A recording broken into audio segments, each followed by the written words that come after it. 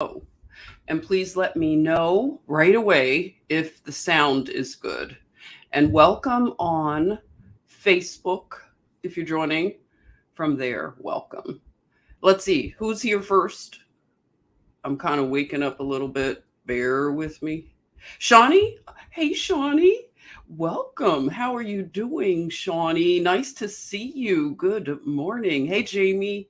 How you doing, Jamie? Joseph checking in from Ireland. Hello, and Alan. Hey, Alan. How's it going? Our beautiful Harlem Sentinel, Karen. Karen Scott, greetings to the Chatmosphere family. Breakfast porch chat. That's right. No MSM. We got Professor Jim. I love it. Thank you so much. Hey, Ann, what's up? Tina, how you doing, Tina? Doing good today? I hope. And Molly's here. Hey, Molly, you're here early. No MSM brunch with Professor Jim. Let me know what you're having. It's good. The sound. Hey, Jules. Nice to see you when you come in. Hey, Juan. Good morning, and Lisa. All right. So hopefully we'll have a good stream. Oh, wow. I have to say hi to Mrs. Harris. She's from Philly. Our Philly people just put John in there. Hashtag John. If you are from Philly and I miss you in the comment section. If I miss you in the comment section, just please repeat something because sometimes I'm in a zone and I don't see your comments, okay? Mrs. Harris, it's been a minute since I've seen you. And there's Girl Code, early rise, sissy. Yes, you love the hair, really? Thank you. It needs it needs a little attention. So listen, sissy, I hope you tap in. You've got the link. I'm gonna kick things off, but you come on in. I'll see you whenever you come on in. The guru is here. My brother. My brother is here. The guru. Hey, the guru and golden amethyst is here. Beautiful. Hello. Nice to see you. And we have Steph on stage. Hey, Steph. I haven't seen you in a while. Let's give Steph some love. It's been a minute, Steph. Nice to see you. And unequally quit, Chris. Welcome, welcome. Nice to see you. And Christine. Hi, Christine. What's up? What's up? Another morning. Yeah, the morning, I don't know. It's just feeling, we used to do the morning. For anybody who's new to this chatmosphere, we've been in these little truther streets for 3 years plus. A lot of us have gotten to know each other in different communities, probably 3 years, right? And some of us longer, but we've lost channels. So we always seem to find each other. It's like a big escape room kind of scenario sometimes, but we have known each other out here. And it's been interesting, hasn't it, Seabreeze? You've been one of the ones that, yes. Thank you, Seabreeze. I appreciate you.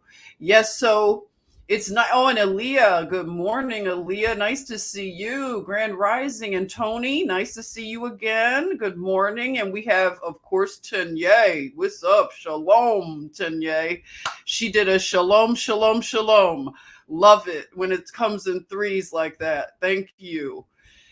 Yes. So, yeah, it's been a minute. Yeah. So, I want to talk about some things that aren't comfortable. And I know it's Sunday. And, I've told you I was a little church lady where, I was very regimented in the way I thought, the way I behaved, everything.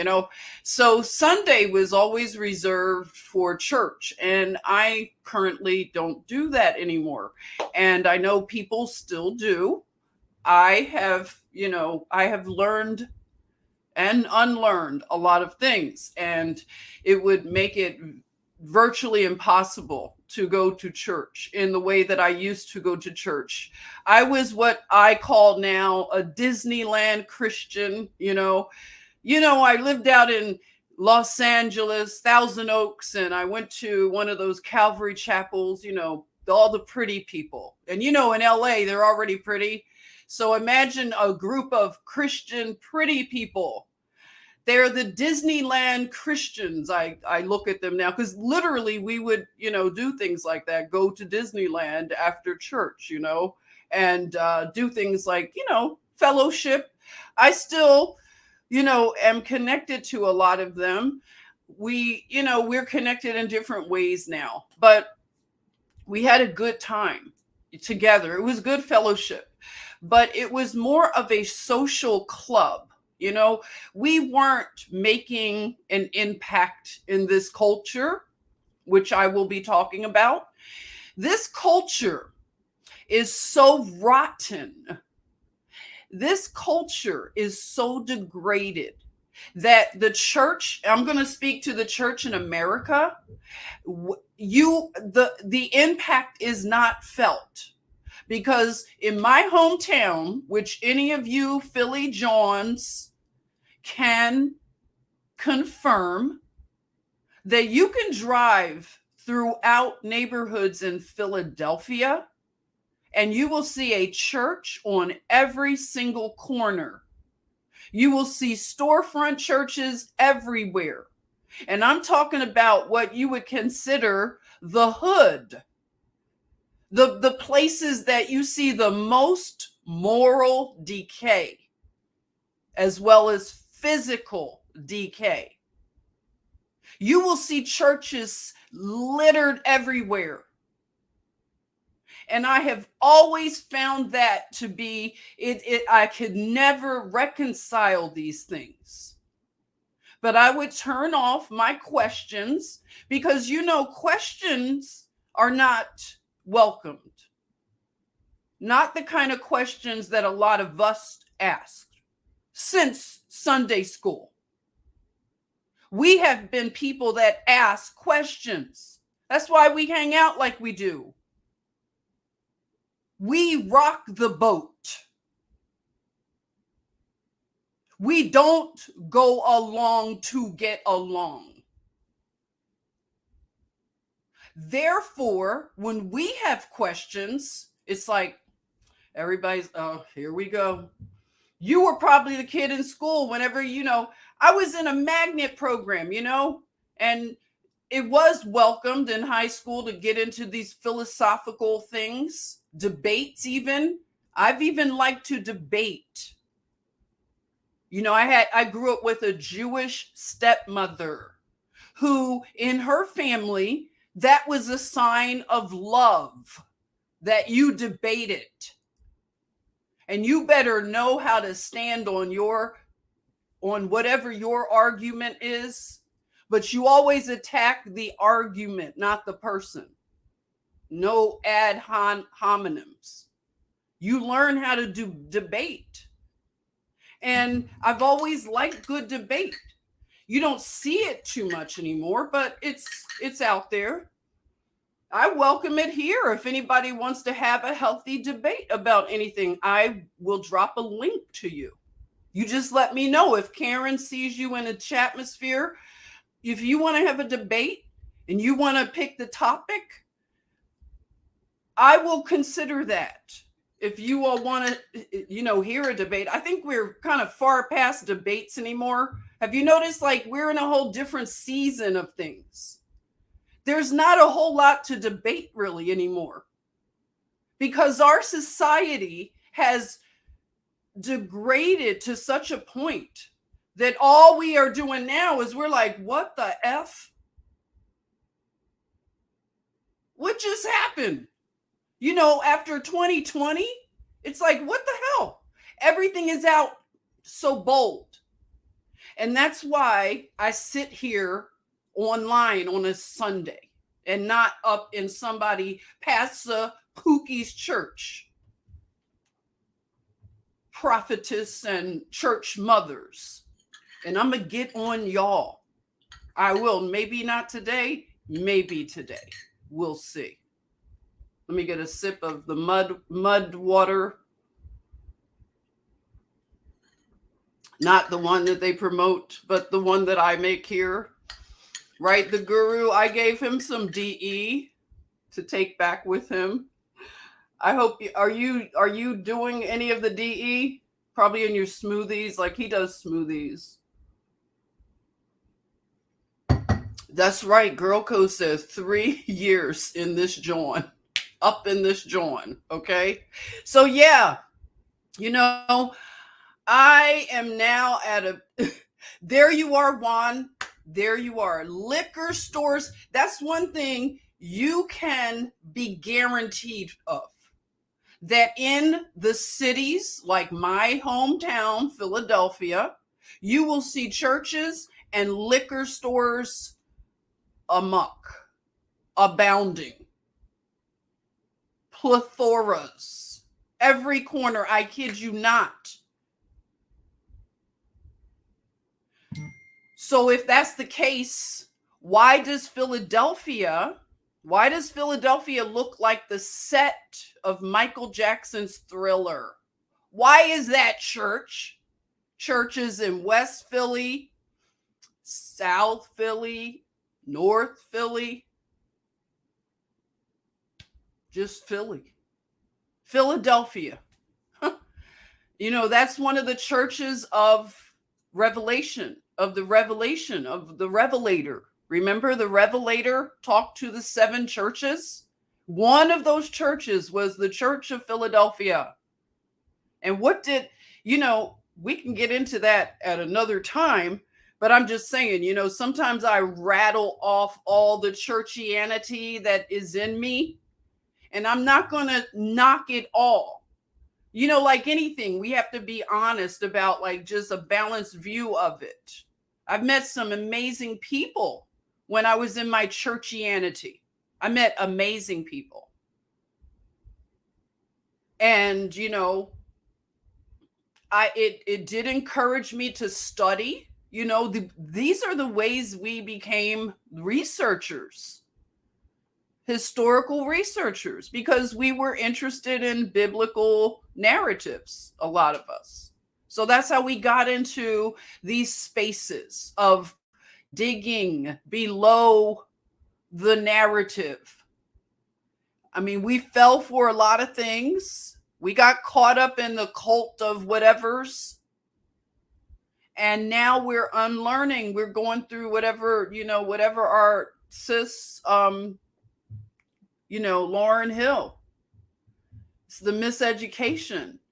We're realizing that it was the miseducation, right, Darkitect? Good morning. Yeah, Mrs. Harris, you're saying yes. The teachers would roll their eyes when my hand went up. I realize now it was because they probably couldn't answer my questions. And that's often the case. They can't answer them, and they don't like to think about things like that. You bother them. We bother them all the time with the talking about this. They want to talk about Young Miami and golden showers from P. Diddy, as they're calling him. It's trending, everybody. I'm looking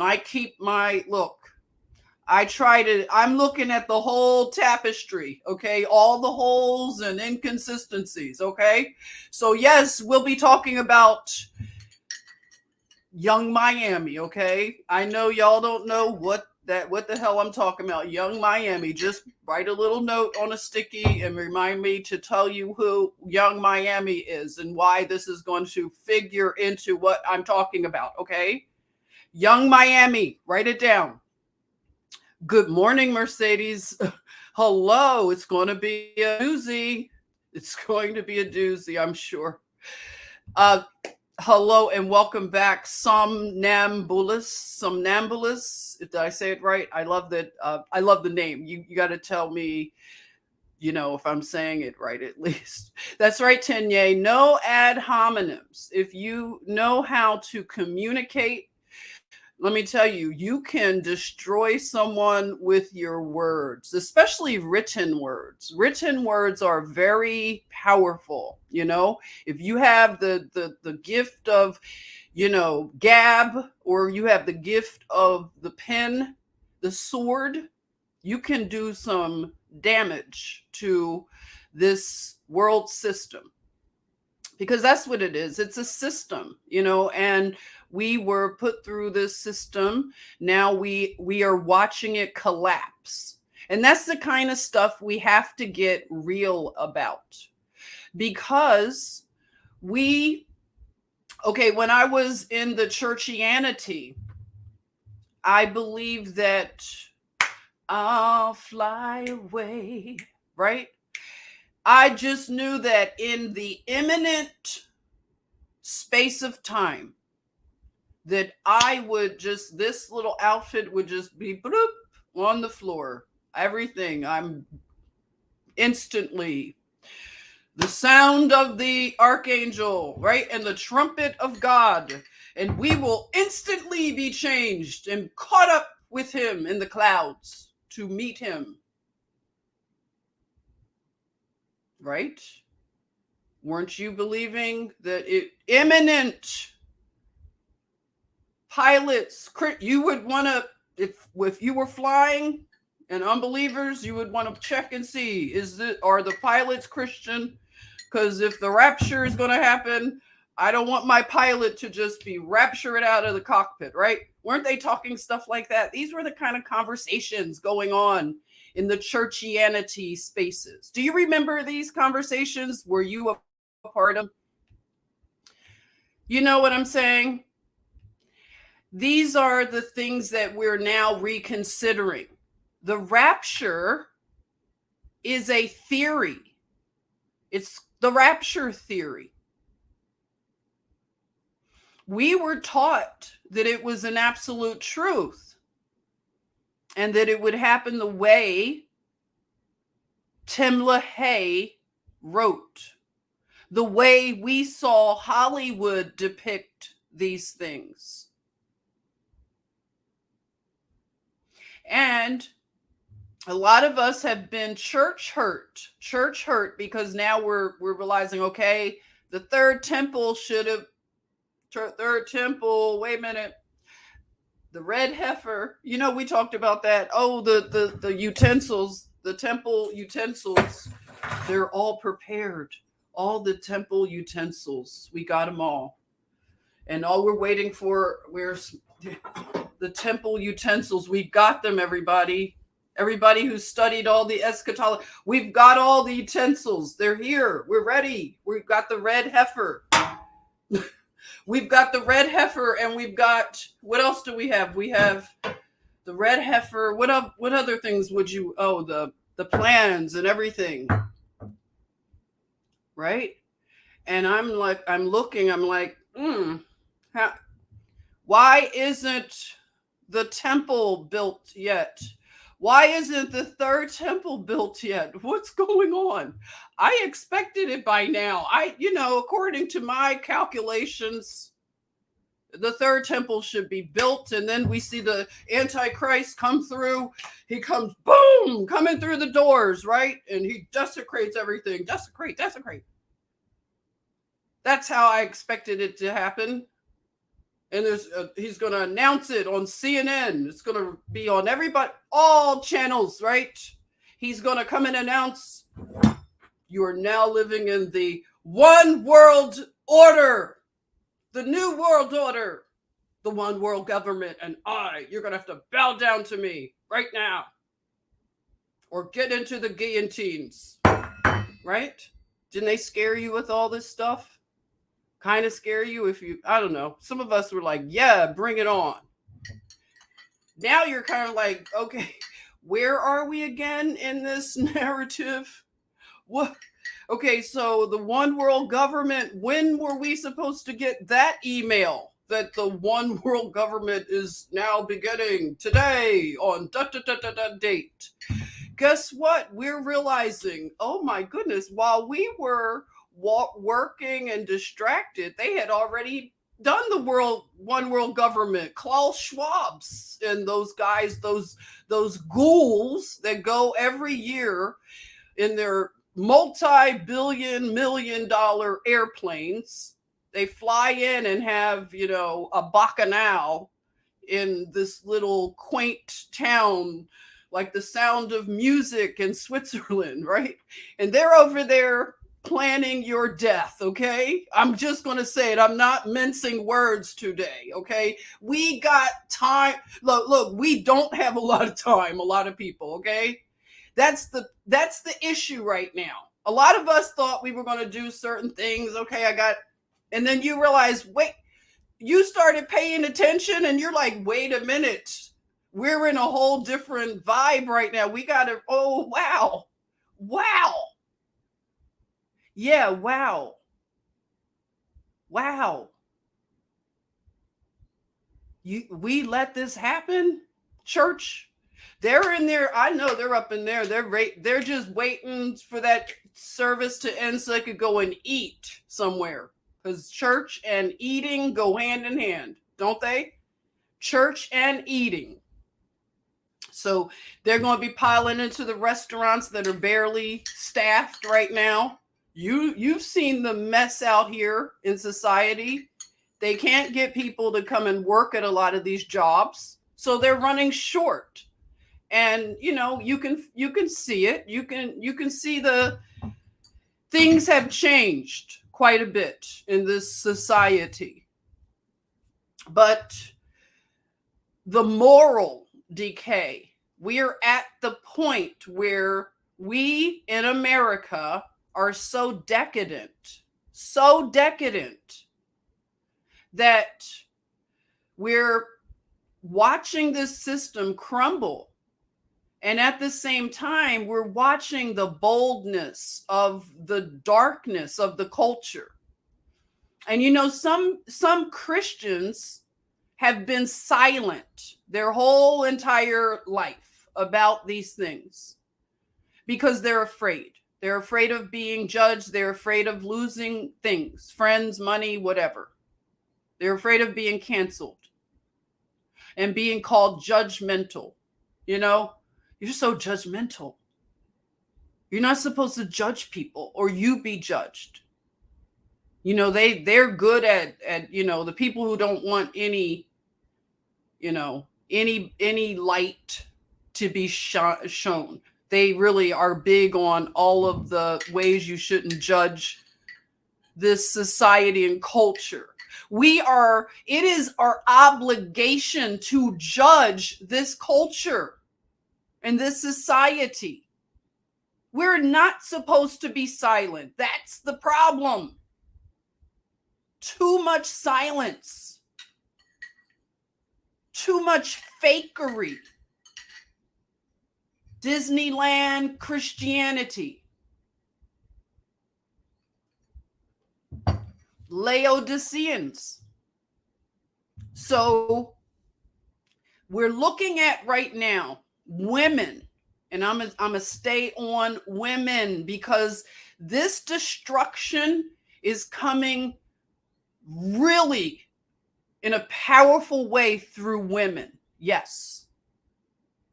Women, listen, we have to take accountability. And it has to be, aside from men and their role in the demise of the culture. They have a whole different set of things that they need to be accountable to. And that's very clear. But as women, the way that this society is unraveling, we are the dark mothers right now. The dark motherhood, the most toxic femininity, toxic feminism. I already said it, and you could just coin the term, let it be said among us, spread it far and wide. That we've had these waves of feminism, and we've had first wave, second wave, third wave, fourth wave. The wave now that we're on, and I will repeat it over and over, this is clown wave feminism. Clown wave feminism. If anybody is a feminist, a true feminist, I don't know how they can stay silent. And I'm someone that, again, I like a diversity of thought, especially if it's reasonable And there are such reasonable feminists. There are. And they would probably agree with that, Molly. They would probably agree that this is clown wave feminism. And some of those feminists, I think I follow one of them.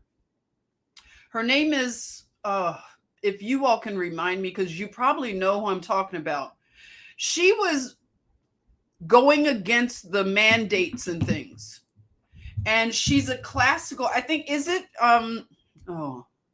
is her name Camilla? But she's like a classical liberal. Like I talk about classical liberalism, more of a, like, I bring up Jimmy Dore. He's probably if I looked at an avatar of a classical liberal and a Democrat, like, as they say, more of a Kennedy Democrat, one that you could find lots of common ground with when it comes to society and culture. They would agree that we shouldn't be in all these wars. They agree with a lot of things. It's just the classical liberals, they differed on maybe things such as capitalism. I think that's their biggest gripe and stuff, capitalism and stuff like that. They're more socialists. And if they're honest with you, you can have great debates and conversations, and you can be heard by each other. And there are a couple of classical feminists that have awakened to just how far and extreme that our culture has gone. And they are realizing and repenting for some things, because we have all been miseducated. This has been the miseducation of all of us, not just Lauryn Hill. So even a classical feminist is looking and like, wait a minute, I didn't sign up to walk into the gym bathroom and see a woman with a penis. I didn't sign up for that.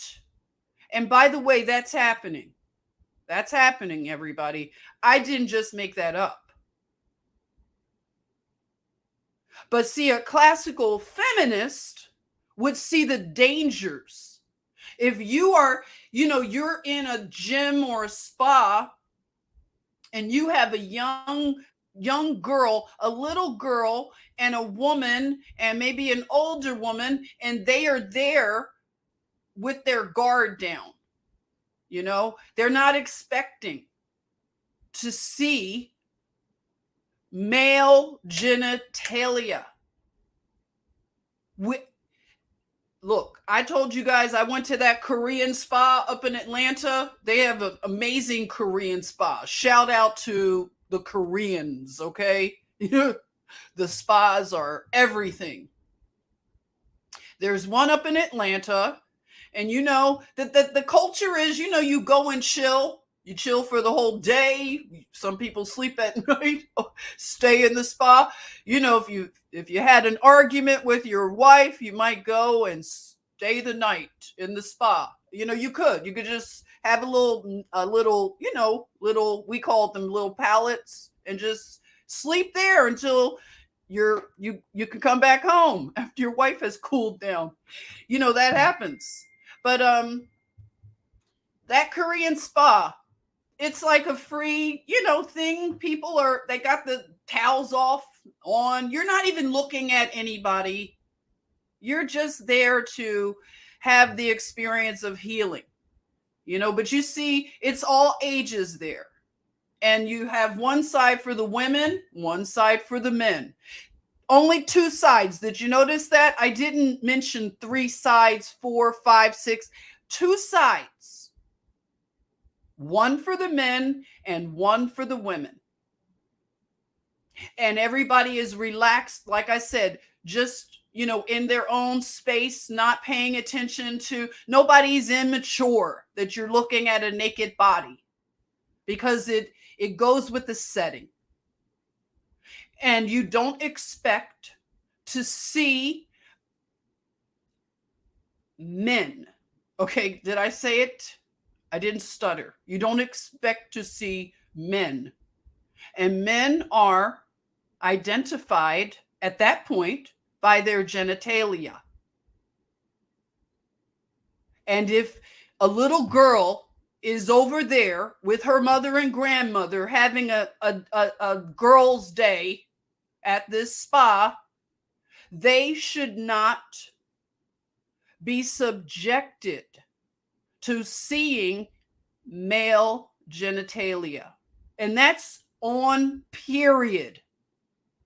See, that's why we are in law school, because this is a law. You don't do that because that wasn't disclosed. That wasn't the social contract. We didn't consent to that.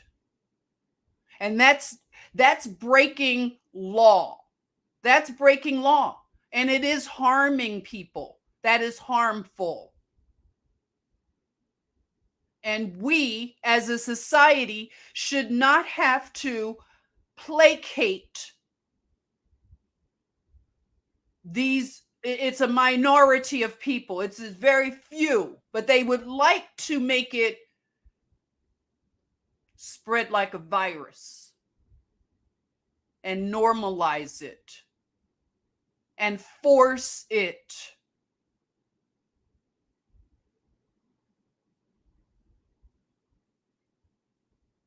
And that's not fair. That's why women have to fight. Women have to get involved. You can't stay silent as we are being attacked in a way that is biblical in nature. It is biblical. We have been saying this to people. It's going to be biblical. They thought we were crazy. They didn't understand that it would be biblical, that the days that we were approaching would be biblical, and that they are. The seed of the woman and the serpent's seed. The attack has increased, and the children are being hunted. And I'm going to show you why I say that. I'm not exaggerating for dramatic, effect. I mean it. I'm not being hyperbolic. I mean it. They are hunting the children. And women have left their post. They've left their post to go be sexy, to be a MILF, to attract a child. I said it. I mean it too. To attract a child. Because that's what a MILF looks like with a 20-something-year-old. That's what it looks like. A child, your son, your son's friend, Jada Pinkett Smith. You see? You see how that happens? It's the woman. And see, we have this very toxic sorority that some of us will defend a woman right or wrong. We will defend a woman on just the mere fact that she has ovaries. That's not good. That's not lawful. And that is why our society has decayed so quickly. Because women have left their post. We can't blame men right now. We have to have this is our part that we have to deal with. Our silence giving complicit agreement by being silent and scared. Always scared. A scared frequency. Yeah, remember Eve? There you go, Mercedes. Thank you. Shout out. That's correct. Remember Eve, everybody? Remember her? Huh, what's up with her? We're going to have to deconstruct Eve. We're going to have to get into Eve. Go right back to the garden and to understand what we need to get together. Because she set us all up. The bitch set me up. Didn't Mayor Barry say that? Marion Barry? He said the bitch set me up. Right? That would be like hashtag for Eve. The bitch set me up. I'm just saying. I can't like vouch for her. I'm sorry. So that whole Eve thing is going to factor into what I want to talk about. Because I've been rambling. This is going to be a long one. Hey, honey. Hey, honey. Hey, Paulette. How you doing, Paulette? Alan, you like that? I'm just saying. You remember when Marion Barry, you know what the ironies of it all? If you remember, like, you have like that memory where you put a lot of Marion Barry and our president, our first son, Hunter Biden, they hung out together, smoked crack together, okay? They went back like cook crack, right? That's what they could say about each other. We went back like cook crack, but the only thing is Marion Barry is not here anymore. But yes, that's one of his old crack buddies, crackling. They got it cracking together. So isn't that interesting? All of the connections. This first son of our president of the United States of America, Inc., his son used to smoke crack with Marion Barry, who said hashtag the bitch set me up. Wow. That's a circle back, right? We'll do a few of those if we can make the connections, right? Hey, Flower Girl Apothecary, welcome. Always nice to see you. And wait, Hawk Risa, it's nice. Now, I hadn't seen you in a while. And Brianna. Hi, Brianna. I love that you're here. Welcome. If only they could crack that open and showcase. I'm telling you. Hey, Queenie's World, welcome. Hey, Nikki. Yes. So I'm just saying, I remember a lot of things, and I'm one of those people. I don't forget some things like people would want me to forget, but I get it from my mom. We just don't forget a lot of things. You just, I'm sorry. I should have given warning. Put your coffee down right now. Circle crack instead of circle back. Crystal Heart. I like that. Wait a minute. The cat again. She's going to do, cats are catty. If you don't know, they know when you need them to chill. And that's when she could take a nap. But no, she's back and forth, in and out the, okay, I had to give her a little swat. Okay, stay in. Don't show out. You know, when I have my live streams, you always want to do it. Okay, so we're going to talk about the Dark Queens, and I'm going to show you some inconsistencies that I want you to look at with me. If you have anybody who is into these idols, if they like them a lot, if they're open to considering, because I don't want to attack them. I don't want to do that. I mean, I wish I was wrong. These are the things that literally our egos, a lot of us, we could be good with being wrong. I would be so cool if it was just like all like, oh no, I was off. I was tripping that day. I needed probably some coffee. And I wish I could be wrong about the stuff that we see the patterns, the very weird coincidences, right? And why? Why? We need to figure this out because we can no longer be apathetic and silent. It changed, everything changed. We don't have the time, for one. I know people feel that time is not real, but time has a bearing on this realm. And when it comes to time for other people now, for those that are in the will of the Lord, time does not matter. In fact, a lot of us are compressing time, right? Aren't we compressing time? And we know it's not linear. We understand it more. But for those that are really caught in this materialistic, they are really like, they love it all. They sold their soul for a Birkin bag, right? That's all their soul cost, was a Birkin bag.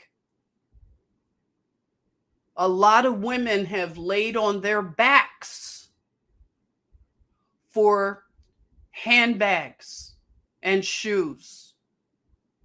That's all. Handbags, shoes, and plastic surgeries. A lot of women have laid on their backs.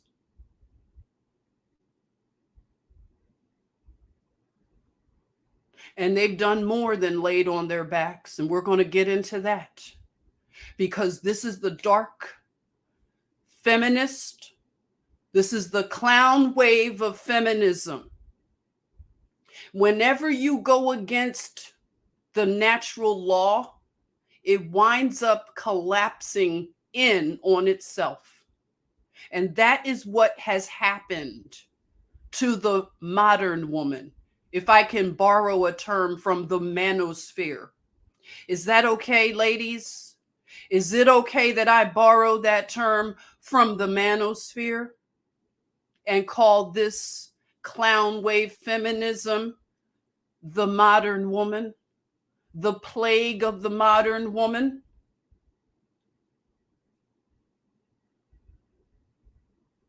Because that's what's happening.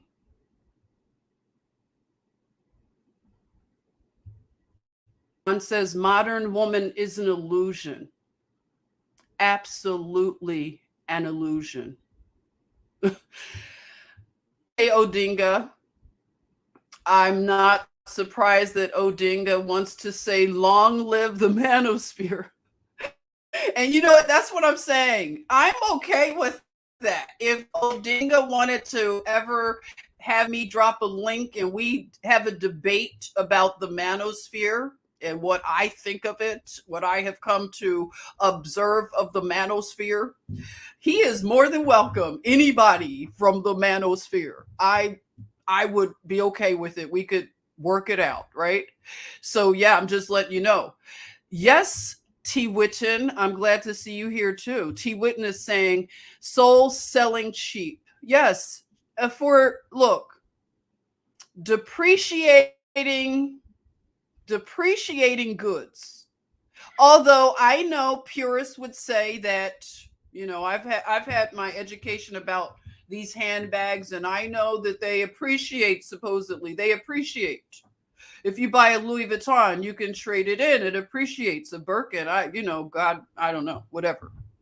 But I'll tell you this, with eggs costing $8 a carton, I think that Birkin bag and that Louis Vuitton are going to look a little different in a little while. And then check back with me and tell me about the appreciation of your Birkin and Louis. Okay?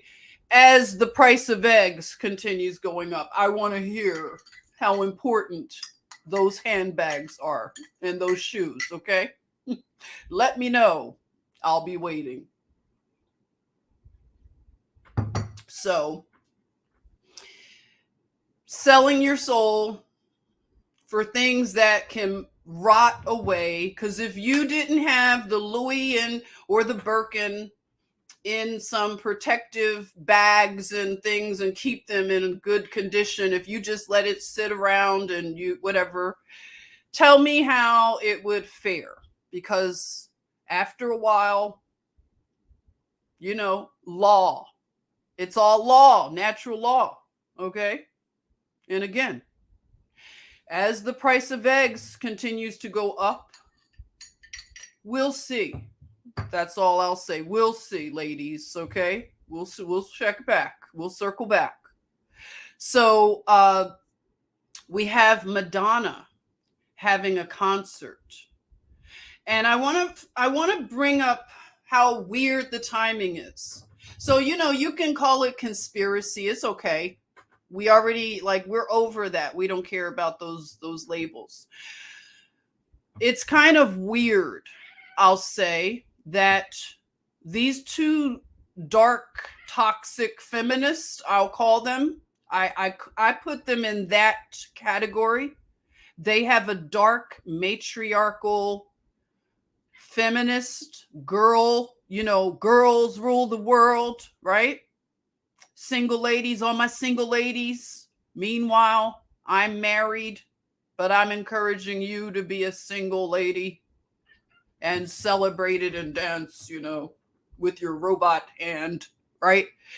Meanwhile, she's hitched. So this type of feminism, because, you had Madonna. I mean, hey, we don't have to even go back. We just recall. What does one of her things was material girl, right?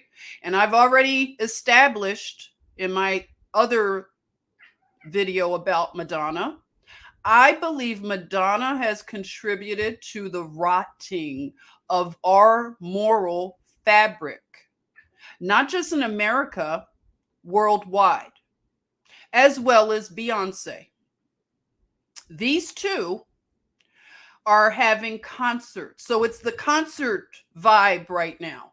And we need to look into, why are you all of a sudden going on a concert tour?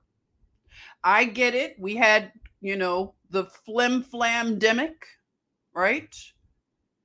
And, the Jonestown jabs were just flowing.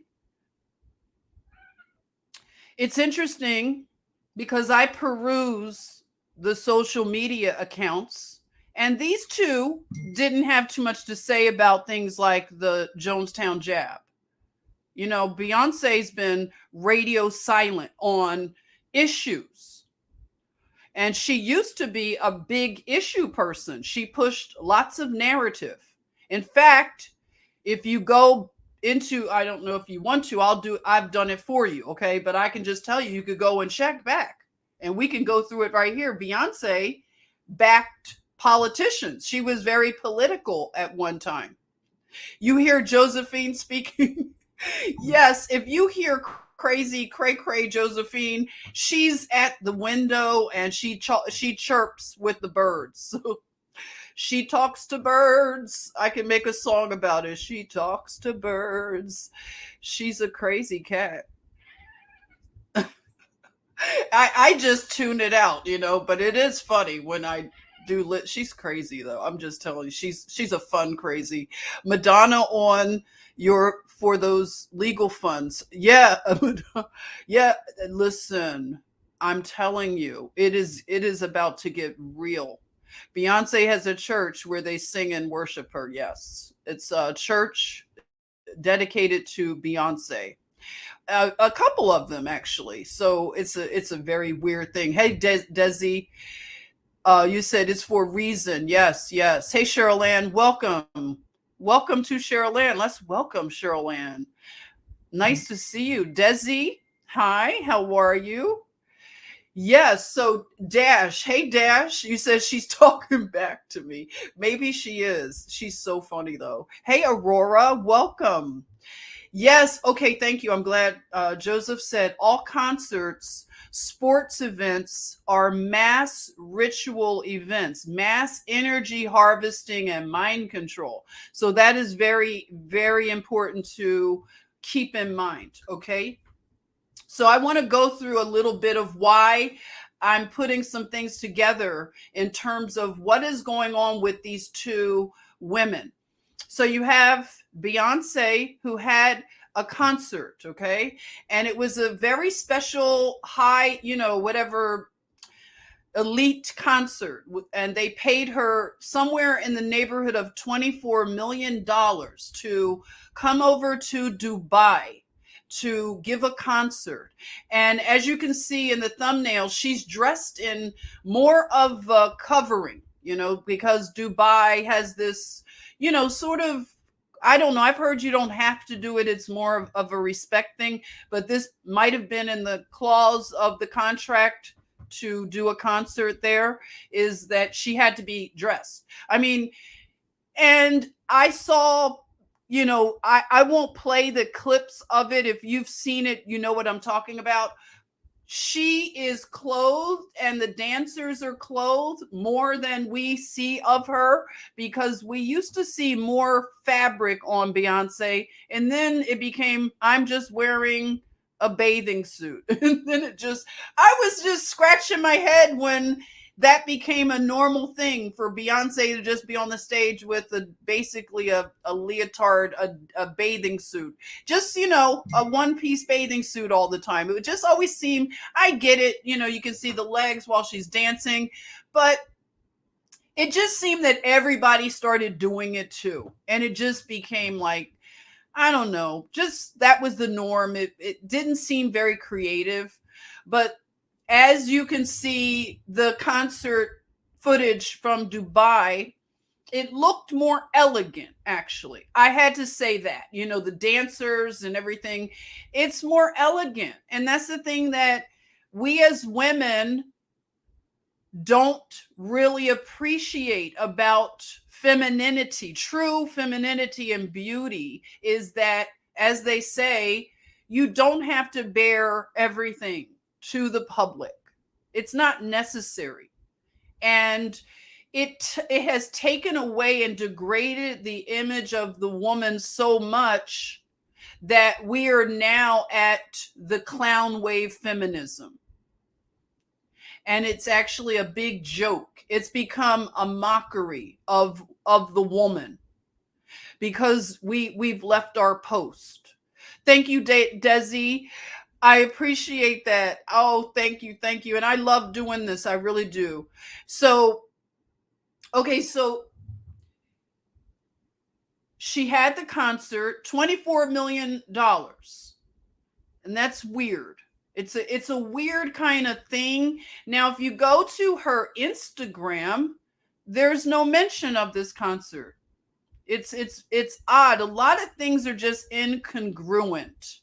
And that's what I want to bring, the incongruencies, inconsistencies to the table for us to, analyze, because it does matter. I know some people are in their little new agey, like I said, Disneyland Christianity, where you could, I'm just into positivity. Now I'm just like positive, like people that are all into positivity 100%. I'm beginning to like kind of sideways look at people like that, because I realized I can't do that. Okay. I can't be all into this, like, I have to vibe so high and I can't talk about these things. I have to act like I don't see it when I walk down the street. I don't see these things because I'm on a high vibe. I only high vibe talk. That's all I do, is I just hang out with high vibe people. That's all we talk. We just have high vibe conversations. That's all we do. We're always high vibe. We're light and love, light and love, light and love, light and love. We're always this. And meanwhile, the same society that you have to live light and love in has degraded. It's like walking through the nastiest bathroom at a gas station.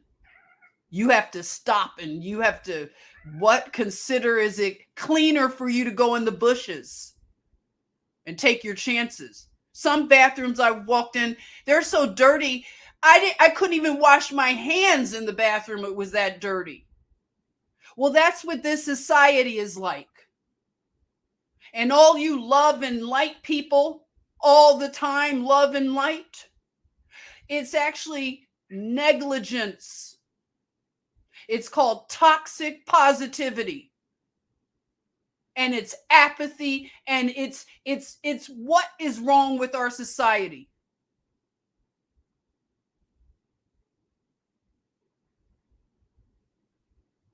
Meanwhile, some people will get their hands dirty. They will look into things that are not comfortable, that are going to disturb their little light and love. I don't ever want my light and love disturbed. I want to go to Pilates and have my nice little lattes, and I just, light and love all the time. That's not love. That is not, that right there is, I'm starting to really, I have contempt for that. I'll be honest. I have contempt for that. If people think that they are just going to have rainbows and unicorns all the time, and our children are being hunted down, the world that we are leaving behind for them is nothing but chaos and confusion. And we don't want to untangle it. We don't want to get our hands dirty. That is dereliction of duty. That's what it is. Dereliction of duty. And a lot of people are guilty. And it's going to take maybe more. Do you want more of the clown world that you think that you can love and light your way through without ever acknowledging that it's not all love and light down here? No matter how many mountains you can live up on, you eventually have to come down to the valley. You can't be insulated from this. You can't. We don't have the luxury of it anymore. Maybe you did before 2020. You had a luxury to stay in a bubble. I like that stuff too.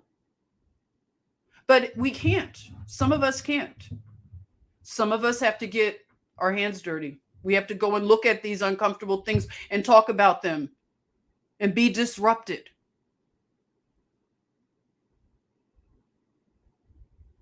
And risk the beehive stings. The beehive. Can you imagine? We have people that worship Beyoncé to a point that they freely admit to being in a beehive mind.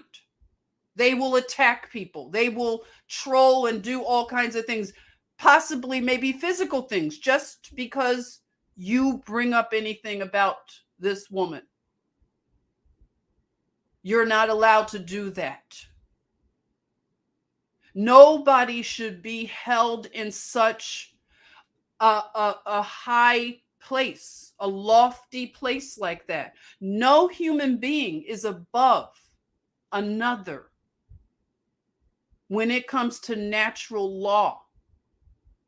And everyone in this kind of free society, especially if they wield power and influence, they must be looked at with a critical eye and lens. When they have the minds of our young people, they must be looked at. And when they are going astray, it must be spoken boldly. It can be in love, whatever your style is, it needs to be spoken. It's not okay. The young people need to hear more voices saying, I don't think that's cool. I don't think golden showers are things that you should allow to happen to you. That's not something that is going to work out well for you if you like golden showers. Okay? Yeah, we have to have the conversations. It's not comfortable. but they have no problems talking about this. And your children are going to hear this will splash back. They will hear about this stuff. You know, I used to hang out with one of my cousin's little girls, and I used to always she's a cousin too, but she was just a kid. I'd take her with my daughter all over the place. We were always hanging out. And she would ask me questions that I'm like, oh my God, she's 8 years old asking. She might have asked me something like, what are golden showers? What is that? Now I have to tell her this. Now people are going to have to tell their children, because now it's out in the culture. Now it's trending. This is what's trending right now.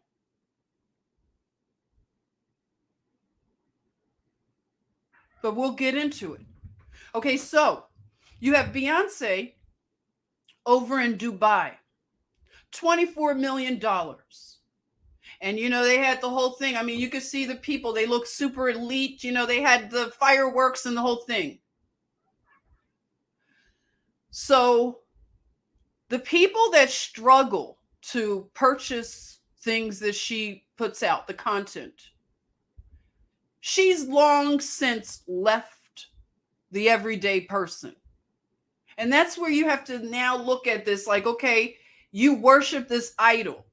She's not thinking about the regular person anymore. You're not important. That's why they can have their ticket sales at such ridiculously priced tickets at a time when eggs are costing $8 a carton. $8 a carton.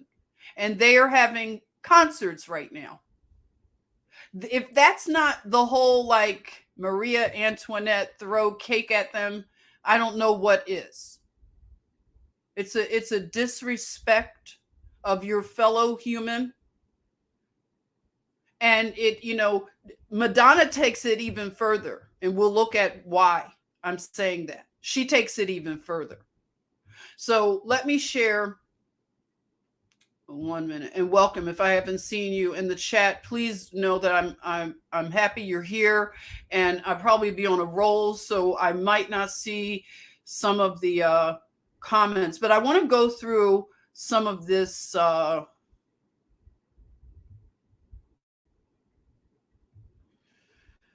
These two women that are suddenly having concerts.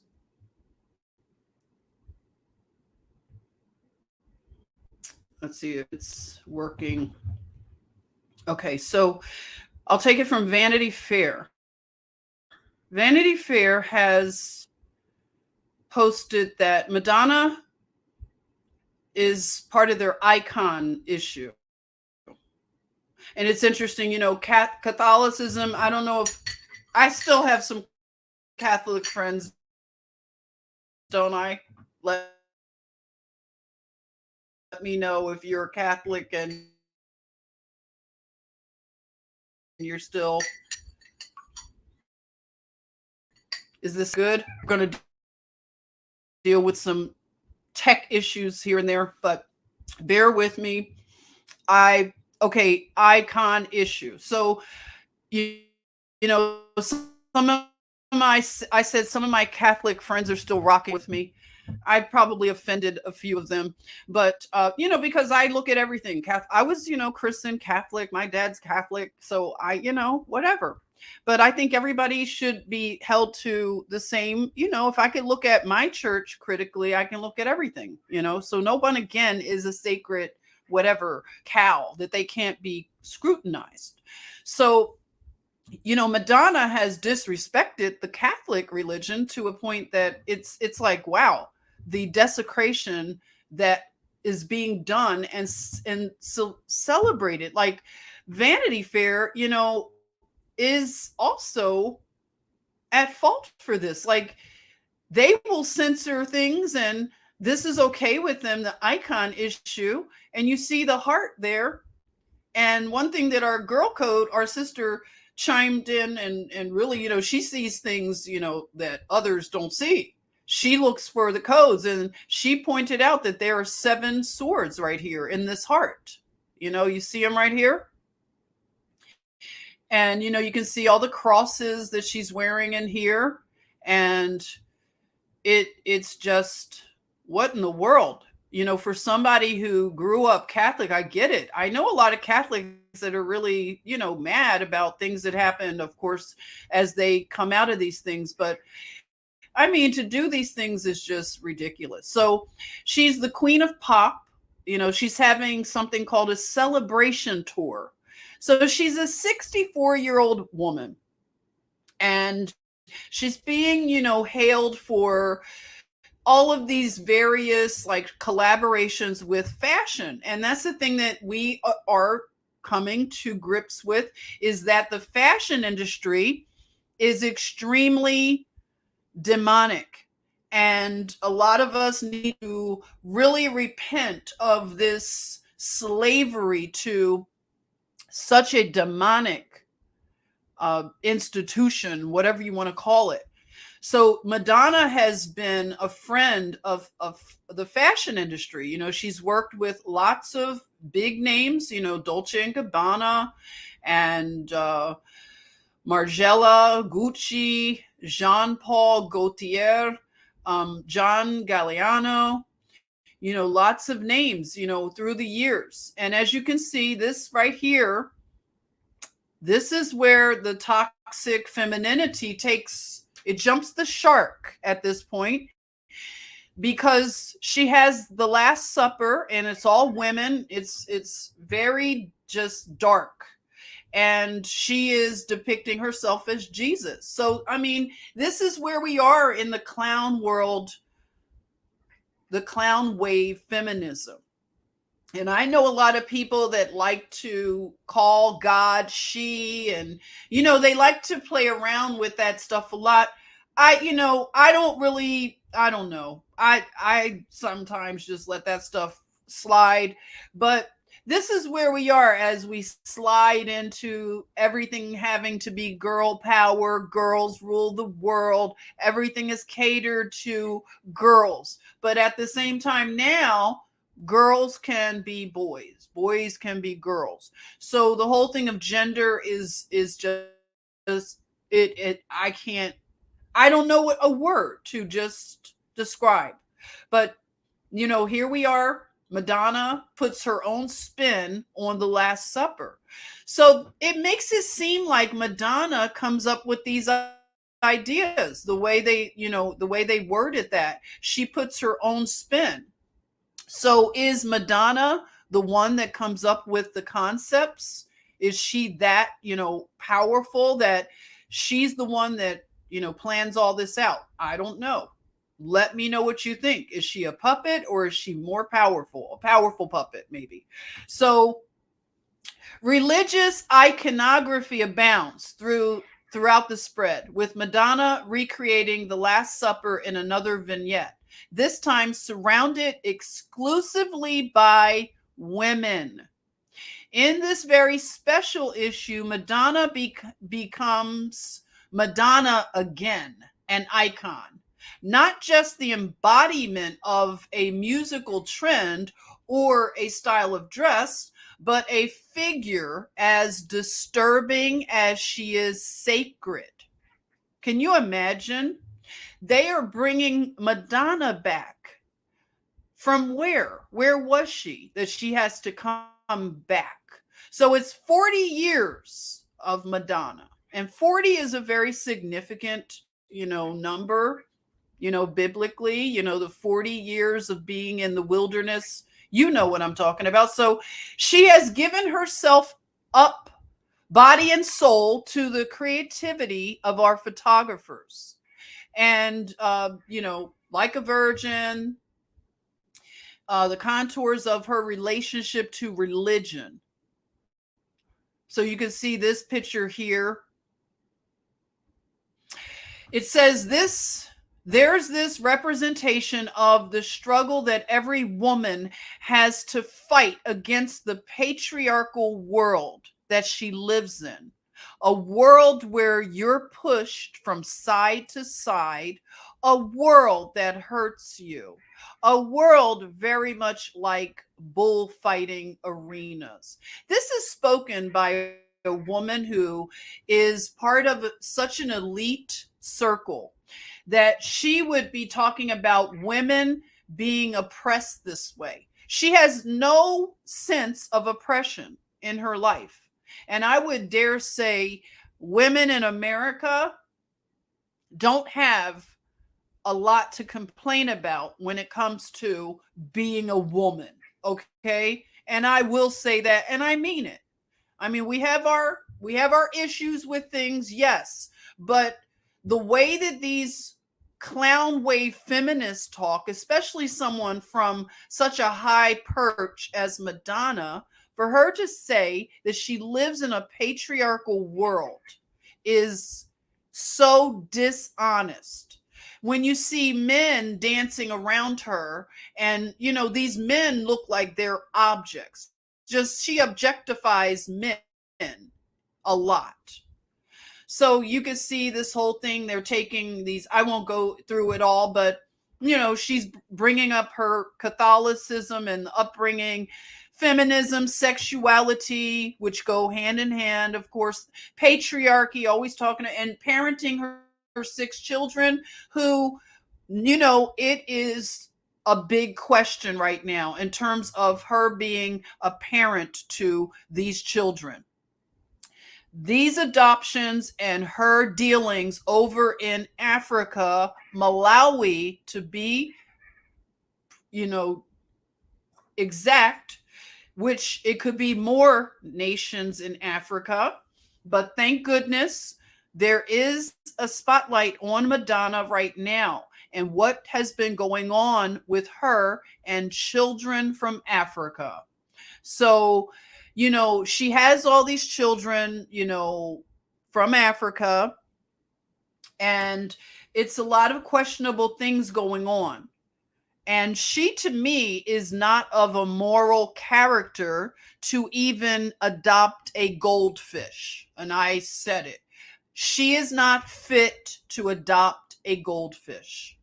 So the fact that she was able to get children out of Africa is, a lot went wrong, and these children were harmed. I will say that they were harmed. So here you are, a woman who claims that she lives in a patriarchy, yet this looks like a man dressed up in a skirt, a dress. So, and this is all of her creative ideas, right? So here you are. She is celebrating her tour celebration July 15th in Vancouver. It's going to span 35 cities, and she's going to do all of these songs from her 40 years. 40 years. And let's see. And you can see her, she does not want to be 64. You can see she's fighting hard, and we don't know all of the substances that she partakes in to look even that young, if we could even call it young. So here we are, Madonna, 40 years of a music career, 40 years of basically destroying our fabric, our moral fabric. And that's page 6. Thank you, page 6. So let's move on. How much money do you think these tickets might cost? Again, if you look on a site, and I looked on the ticket places, and these tickets are going for, they start at, over $100. I saw nothing under $100. And something that I did see in the comment section is that if you carried a Chase card, you could buy tickets early if you had a Chase credit card. And if you were part of her fan club, like an insider circle, you could buy these tickets like early. So they have a lot of things that, if you are an insider. No, I was wrong. Actually, Madonna is coming to State Farm Arena in Atlanta September 5th. And the tickets start at lowest ticket is $227, everyone. That's the cheapest ticket. Yeah, they go up 290. Yeah. What do you think about that? Like these are the ticket. Oh, they have one in section 216 upper zone for $307. Then it goes up $334. Let's see how high they go up. Wow. They go up to $400 when you're in section 208, and we're talking about what stadium is this in Atlanta? It's in Atlanta. $417. Yeah, it goes up, everybody. $500 in section 114 in Atlanta. It goes up even more. I'm scrolling. $600, everybody, in the lower section. Yep. There you are. $700, row U in section 120. What in the world, again, how out of touch must one be to sell tickets at a time like this? It shows such a disregard for people. And it goes up. I'm looking $800. Yeah, $800, now $900, section 118, row T, $909. Let's see, $1,000, everybody, if you want it, section 121, row W, $1,022. Let's see if it goes up even more. It is. It's going up.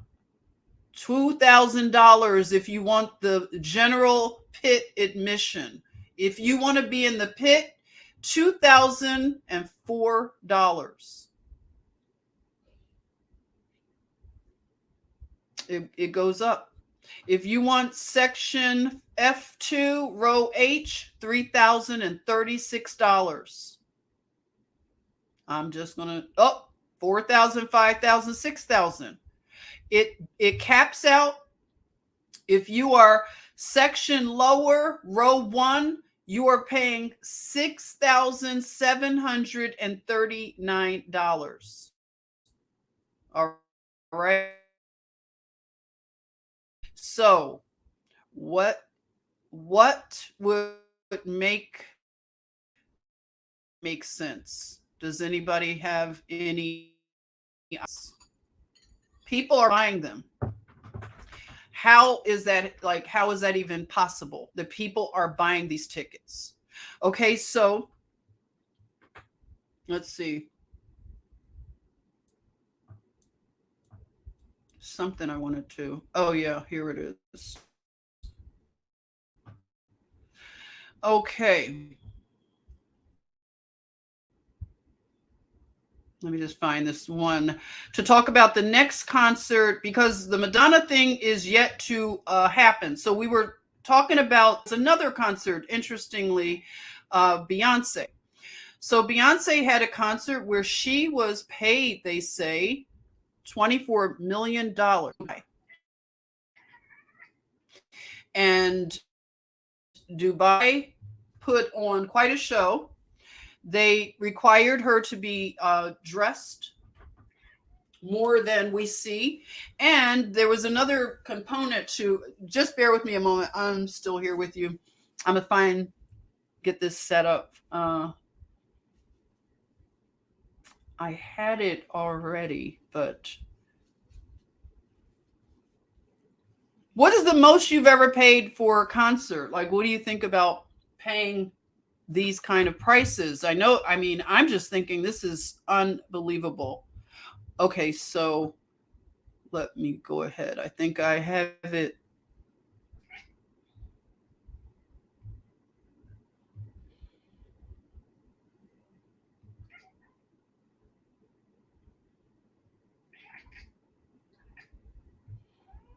Okay, I think I have it here. Okay. And I'm sorry, the cat has a lot to say to the birds right now. So if you're hearing Josephine is talking. She's very talkative. Okay, so where am I? That was a Hollywood Reporter. I'm about to talk about, oh, here it is, page 6. It comes from the New York Post. Okay, so Blue Ivy joins mom Beyonce on stage during first performance in 5 years. So for someone to, for 5 years, and it is a concert in Dubai of all places, and she was paid $24 million. A lot of people that have done research about Dubai, one of the things that we have learned about the fact that their society is very decadent, also like ours. So the decadence takes a new level. And some of them, they basically shop for women. And this is if you do research into the Dubai practices and rituals. They shop for women, and any woman is on the menu. So someone like Beyonce, for anybody who thinks that Beyonce is very powerful and she is a free agent person, I would just tell you that you might want to reconsider that might not be true, is that she may not have full agency of her body, I'll say. So if someone has the amount of money to pay for even a Beyonce, then guess what? She is what it will be on the menu for someone who could pay. And the kind of money over there is that kind of money.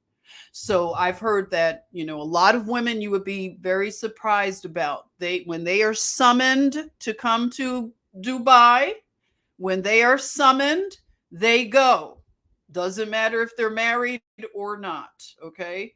So we have her daughter joining her, which is very odd, I'll say, because these nepotism babies, of course, we're watching how the younger generation of these celebrity children are now being put into the show business world, and it is very concerning because we're learning more and more about the practices, and it's like, why are these children put into these situations? So it says that the daughter joined her in a performance at Atlantis, the Royal Hotel's opening in Dubai. So this was just yesterday, Saturday. So Blue Ivy came out during Brown Skin Girl, and she looked grown up, they said, in red. And she danced along, had a microphone, and sang. And her dad was in the crowd. So if you think about her being in red and they're saying she looks grown up, I say red flags for me. Okay. Red flags for me. So you have Beyonce there. It's a picture of her.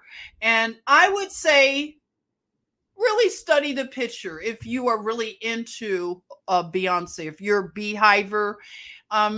Really study. I would say study the pictures that are being put out and of Beyonce, and just study some of the details of her features and compare them across the platform of the pictures that are being produced lately of Beyonce. I would say that if you are someone that is very keen and you can see small details, you will see certain things that are not very consistent, if I can say that. People that are creative, especially if you're a more artistic person, you can look at things and you can look at these pictures. And especially, I used to like Beyonce a lot, and I listened to her music, and I got to know some of the images of her. And when I look honestly at a lot of these images, like this one in particular, it doesn't quite look like her. If I can be tinfoily for a moment, doesn't quite look like her to me. You can let me know what you think. I mean, I could see, I don't know. I could see some things that just don't really look consistent. So here she is in a very strange stage. Even the dancing, if you looked at it, it just didn't really scream Beyonce to me. Like, it was weird. So this big sun in the back, and it's odd. So here we are, and you can see how the dancers are very much covered up more modestly. And I can say, in being balanced, that it has a more elegant look to, to a performance. It's not necessary to be half naked to, do good art. So here we are, just really a weird vibe. I don't know, for the Beyonce beehivers, I wonder if you pick up on some of the weird kind of vibes. Let me know, because they are weird. um, hey, Brandon, you are a new name. Welcome, Brandon. Let's welcome Brandon to the chatmosphere. Hey, Brandon Jones. She has had some face work done. Okay, you can tell. Maybe some fillers. Okay, so thank you. That might be what it is. I didn't realize that, but yeah, I did hear she was having like a BBL, and why not do other things, right? So that is probably what I'm seeing. You let me know, everybody, because yeah, the guru says I paid 150 for Stevie Wonder Songs in the Key of Life tour like 8 years ago. I can see paying that for Stevie Wonder. His work has just been, you talk about a real, like, that's a legend, a musical legend. I could justify someone paying 150 to see him for some reason. I just can. Okay, so I want to go over to Beyonce's, and this is where I want to show you some inconsistencies that I find, and I want you to help me, especially you, Brandon, if you have some knowledge about this. Please feel free to, drop anything in the chatmosphere. I'm going to go over to Beyonce's Instagram account, which I do peruse often, not as often as I used to in 2020. I'll say that I did look at her Instagram as I looked at Tom Hanks, and who else? Madonna definitely had a very active Instagram account when we had the lockdowns, remember? So I do check certain Instagrams here and there. I just haven't been doing it as consistently. But something told me with the advent of these concerts, I wanted to see, okay, what is Beyonce doing on Instagram? Because surely she will have something up that would right, wouldn't you think she would have something on her Instagram that would portray that she had this major concert? She was paid 24 million, they say, and she was in this opening of this amazing place over there in Dubai, and her daughter performed. I mean, this is a big deal. They say her husband was in the audience. So I'm just thinking her Instagram account doesn't reflect this. In fact, okay, for those that aren't, into social media, I will try to explain things. I won't assume that you know this. I'll try to explain as I go along, hey, Adam, I'm glad you joined, Adam. See, Adam doesn't always agree with me, but we love each other, right, Adam? We love each other so much. So Adam is always like, I just love when you're here, because he probably has paid already. Do you have your tickets to see Madonna, Adam? You could tell me. I'm going to still love you if you bought tickets to see Madonna. Let me know, Adam. Okay, if you don't want to let me know in the chatmosphere, you know how to get in touch with me. But he says too many people at concerts, not a fun time. I agree, Adam. My mother always made me aware that, you have to have, of course, when you're in big crowds, you have to have situational awareness. Like, I mean, you have to have it in spades, right? So here we are, and we're looking at Hey Johnny, Johnny's here. If I miss you guys, I'm gonna definitely get to see you. Oh, Sherry Vasquez. Hey Sherry, you said the photos are blurred. I found that to be very much the case, Sherry. If you notice that a lot of photography from 2020, and I would say even now, the quality of the photography in magazines has really slipped, and a lot of times you won't see the quality that you saw before 2020, if you know what I mean. I'm a big magazine person, so I will look at magazines. Sometimes I'll go to the bookstore and just look at magazines. I used to buy magazines a lot, but I had to stop. You know, when you need to budget better, and magazines will cost you a lot of money. So a lot of times I would just, go and read them sometimes if I wanted to just see what was going on, or I would just buy In Style was my favorite. But when I looked at In Style, like if I was at the supermarket, I noticed that the paper was really cheesy and cheap, and the quality of the photography, like Sherry is saying, it was very blurred. So I was wondering, like, dang, did Josephine get a job in the magazine department? Is she doing these photo shoots? Because I'm sorry, no shade, Josephine, but it looked like you were taking those pictures during 2020. And even now, I mean, I might pick up a magazine even today, and I can tell the quality of the photos. It looks off in the paper that is used. So if you're a magazine buff, you might know what I'm talking about. You observe this. So okay, we're looking at the official Instagram account of Beyonce.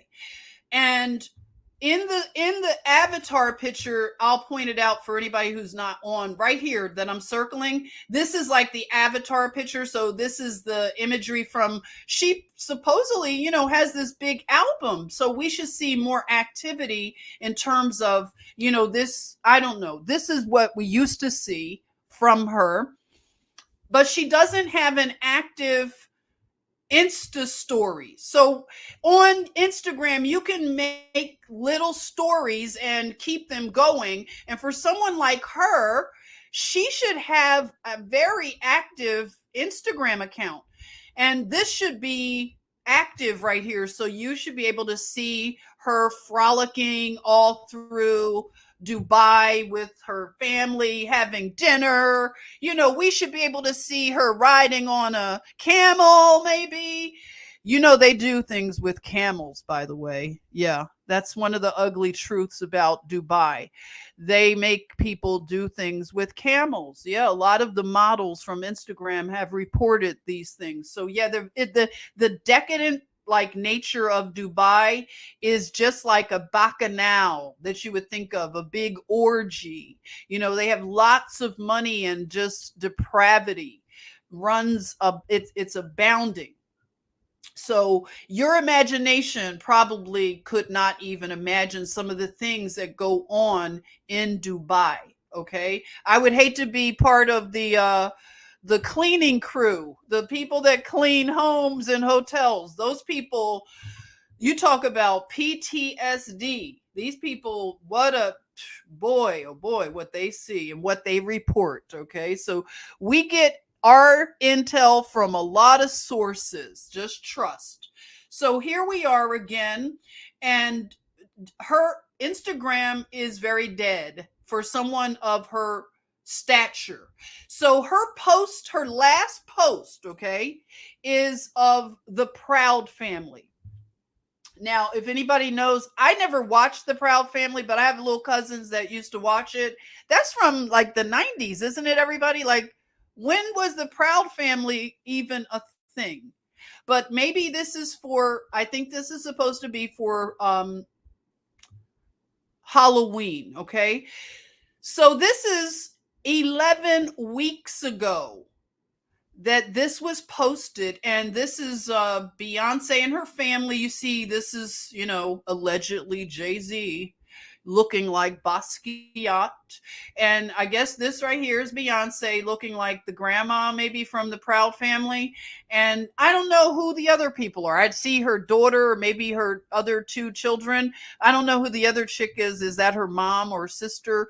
But again, it's weird that this is the last post, the most recent posting.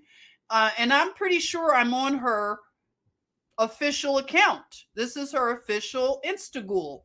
So you can see Disney has chimed in. She's a big, has big collaboration with Disney. So that is her last post. Now let's look at the reels, because maybe by chance she has posted a reel that would show us something current. Well, no. It turns out that her latest reel is done. I won't play too much of it because you guys probably don't want to see this demonic. No, I won't hit play. You don't want to look at this demonic stuff. But this is a video from, let's see, 15 weeks ago, everyone. 15 weeks ago. Now, I just want to ask you, does that seem right for someone of her stature that her last posting was 15 weeks ago in the reels and 11 weeks ago on her post? And I'm just saying something is out of sync. I have been noticing this since 2020. And even if it's, if somebody wants to say that, oh, she doesn't do her own Instagram, she lets someone else do it for her, which is smart. I mean, if you can hire someone to do your social media, but if that's the case, again, why hasn't the social media person posted anything? Like, my limited understanding of social media, I could do a better job for Beyonce's Instagram account. I would do daily reels and whatever. I could do a better whatever. So I don't understand. If you are part of her fandom, can you maybe drop something, even if you're not here now and you see this later? Can you drop something in the comment section and explain this to me? Because I have questions, okay? I have questions. And these are the inconsistencies that I find with these accounts. So this has to be her, because you see Carrie Washington, one of my family members. Hey, Washington. Carrie has made a comment here. So Carrie, this is official check mark here. So this is Beyonce's account. And it looks very dry. It needs watering. It needs some attention. And I want to show you going down. Just bear with me. I know this might not be enjoyable for some people, but I want to show you how she used to be more active in terms of, you could see more life, more personality. Now it's just a series of fashion shoots, and she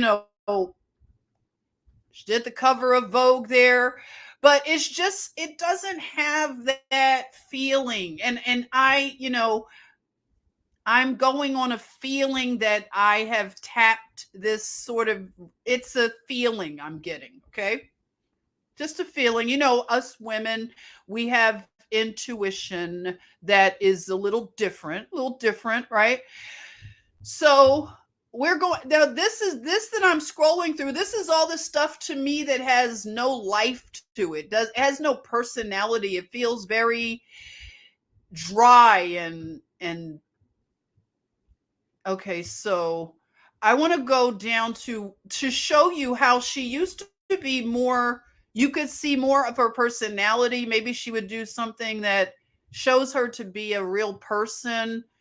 And okay, see, this is where we are. I have gone down to the point that I noticed a change in her Instagram. So she had a posting of Joe Biden. And this is dated, let's see, November 7th, 2020, everyone. So these are the kind of analysis that I do, my social media analysis, okay? Welcome. Okay, so she has JoJo there, and she says that she thinks he's good looking. Like, you might think it, you could be honest, does Joey look handsome? Would you give him some time if he invited you to be one of his wives or a nanny? So, no, I'm only kidding. I'm not related to Kerry Washington. Hey, pretty petals. I just say that because Washingtons, if you think about it, all Washingtons that you know are black people. So, I'm just saying we're only 13% of the population. What are the chances? So, all the black Washingtons, they're probably my relatives. So, yeah, who knows? I just joke and say that, okay? So if you okay, Jojo Magoo, as Paul calls him.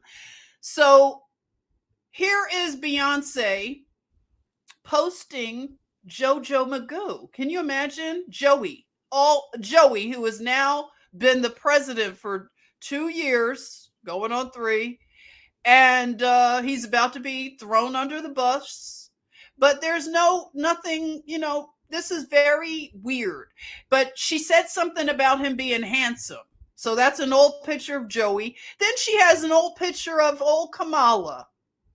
Look at that. Even Kamali got a baby picture. Young, not baby, but There's Kamala, November 7th as well, 2020. So she is excited about these two. You see?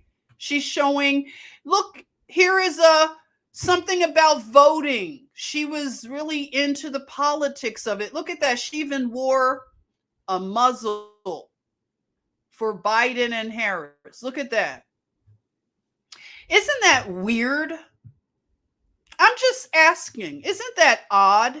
Because, some of her fans, they will make excuses. I think it's becoming a little harder to do now. But they will say, oh, she's not into politics. She doesn't do politics. But when you look into it, that's not true. She very much was into politics. So I'm wondering, why is she not into politics in her postings anymore? That's what I'm saying, everybody. I have questions. Her old Instagram used to be different.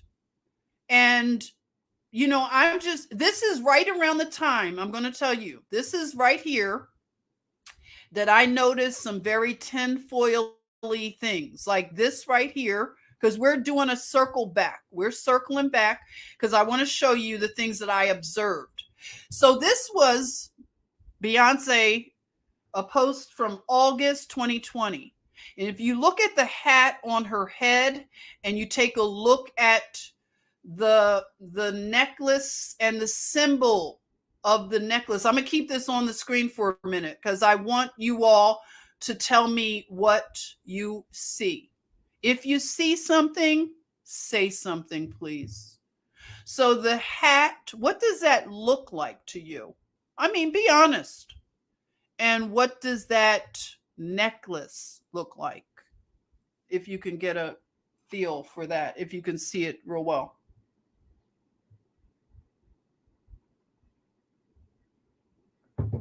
There you are, Brandon. Brandon came in here with telling the truth. Thank you, Brandon. I agree. I agree. Yup, Mish. That's what I see too. I see that. And I'm wondering why. You see it. I didn't have to give you any. Did I even I didn't lead you in any way, right? This is what you see. This is what you see, right? And it's weird. It was weird to me when I saw that. But the necklace has another symbol in it. It's like a triangle with lots of triangles inside. If you can see what I'm pointing it out.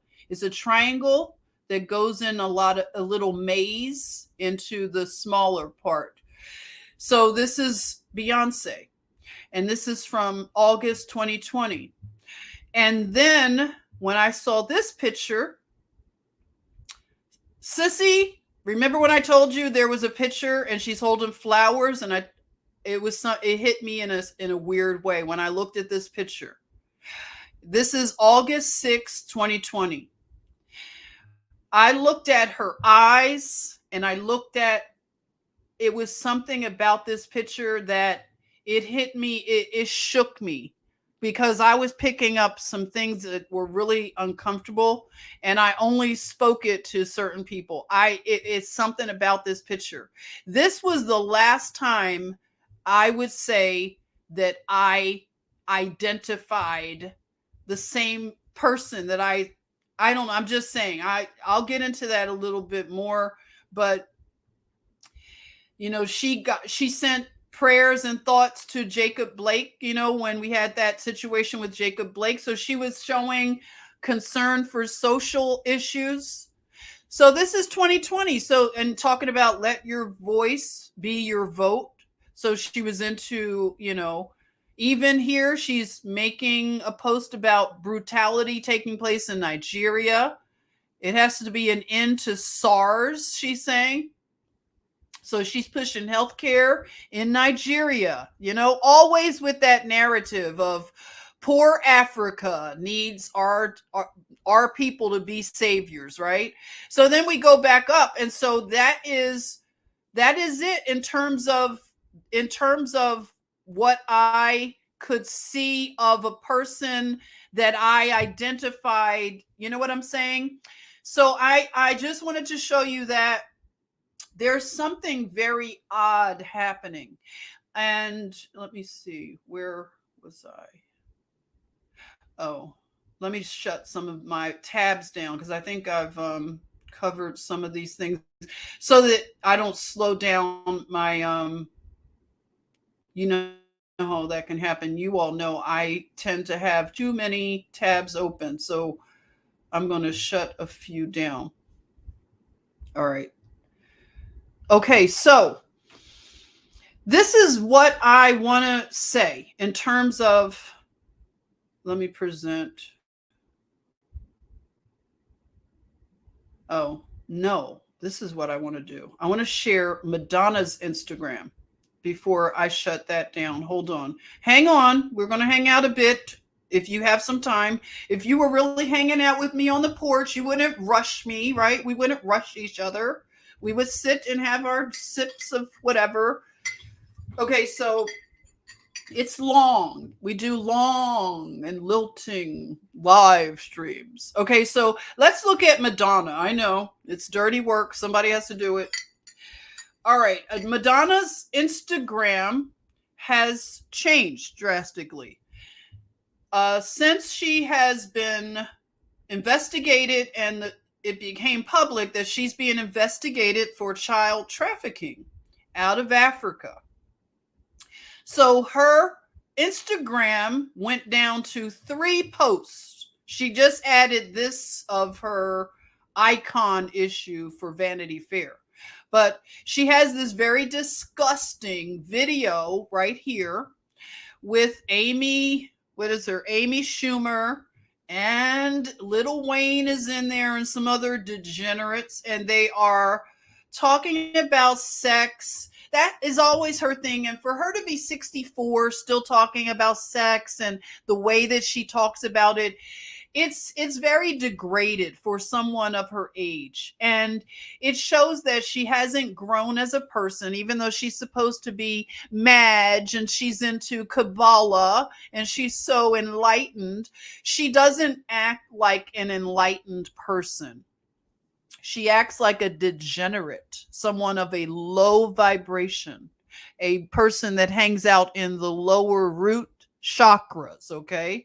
So she took away, someone scrubbed her Instagram post. However, the reels are still there.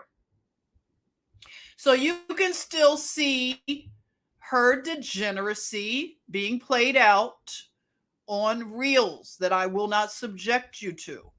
But, this is a person who has a problem mentally. It is very apparent. And she's being told that she's an icon. This is a cultural thing in our society. And you see her looking ghoulish with these African children. Nothing about this looks good to me. It never has, to be honest. I never liked seeing her with these African children.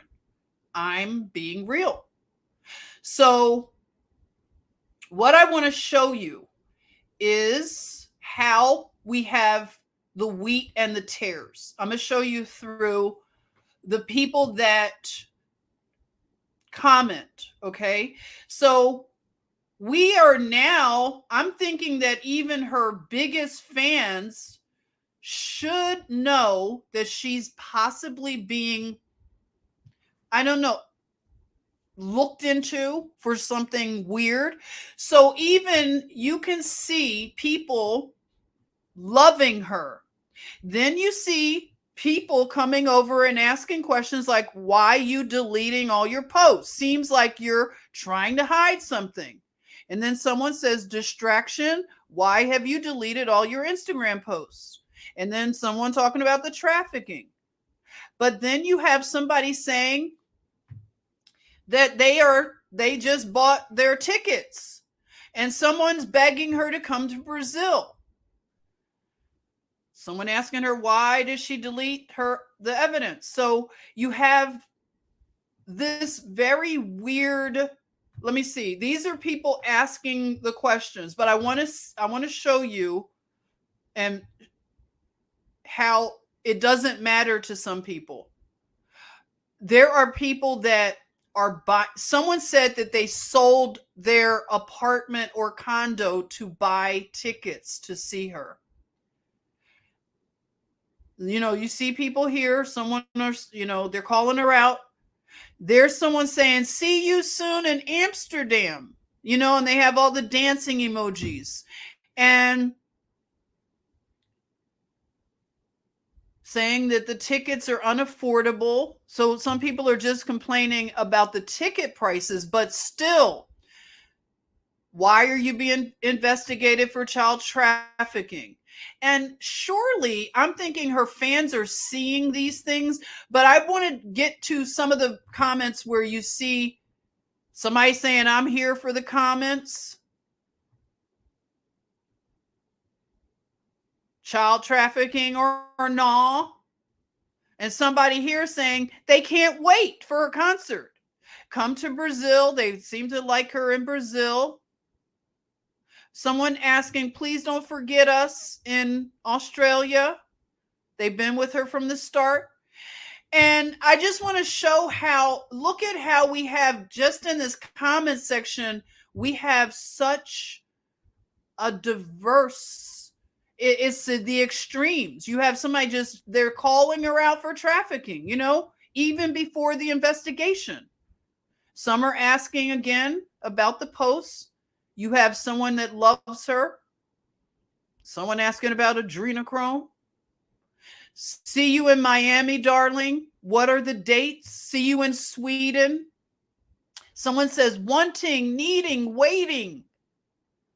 Can't join the party when tickets are $1,000. I mean, really? So that's the only thing they're upset about. And then my comment, I had to have a debate with people that were telling me that she made these children's lives better. So I had to, tell the people that these adoptions were possibly not legal. And, you can't take advantage of poor people that don't even have infrastructure for adoption. So I just had to let these people know. But you can see I even chimed in, and I don't chime in on a lot of these celebrity things, but I just wanted to put a comment on, and Madonna kept it up there, or her team. And I just said simply, hey, Madonna, I used to rock with you growing up. Now I'm about to look deeply into what you're doing to children from Africa. You're not above God's natural law, and your money is no protection. So some people, they came at me for that. But, what are you going to do? Some people think she's a queen. And, look at this. Somebody said, leave kids alone. Somebody said, nice cover up. So, do you think she is going to be able to have this celebration tour? So that I just, if you went over to her account, you will see that she is getting love and adoration and worship, and it doesn't matter. It's like people live, and that's what I wanted to bring up, is that people live in their own like little Cylons. They're echo chambers. So if anybody doesn't know about what's happening to her, then I wonder how much of a fan are they? Because I would think that you would know people are accusing your queen, of such horrible things. Like, wouldn't you want to research so you can defend her like a beehive, like a good beehive should? So you don't see that.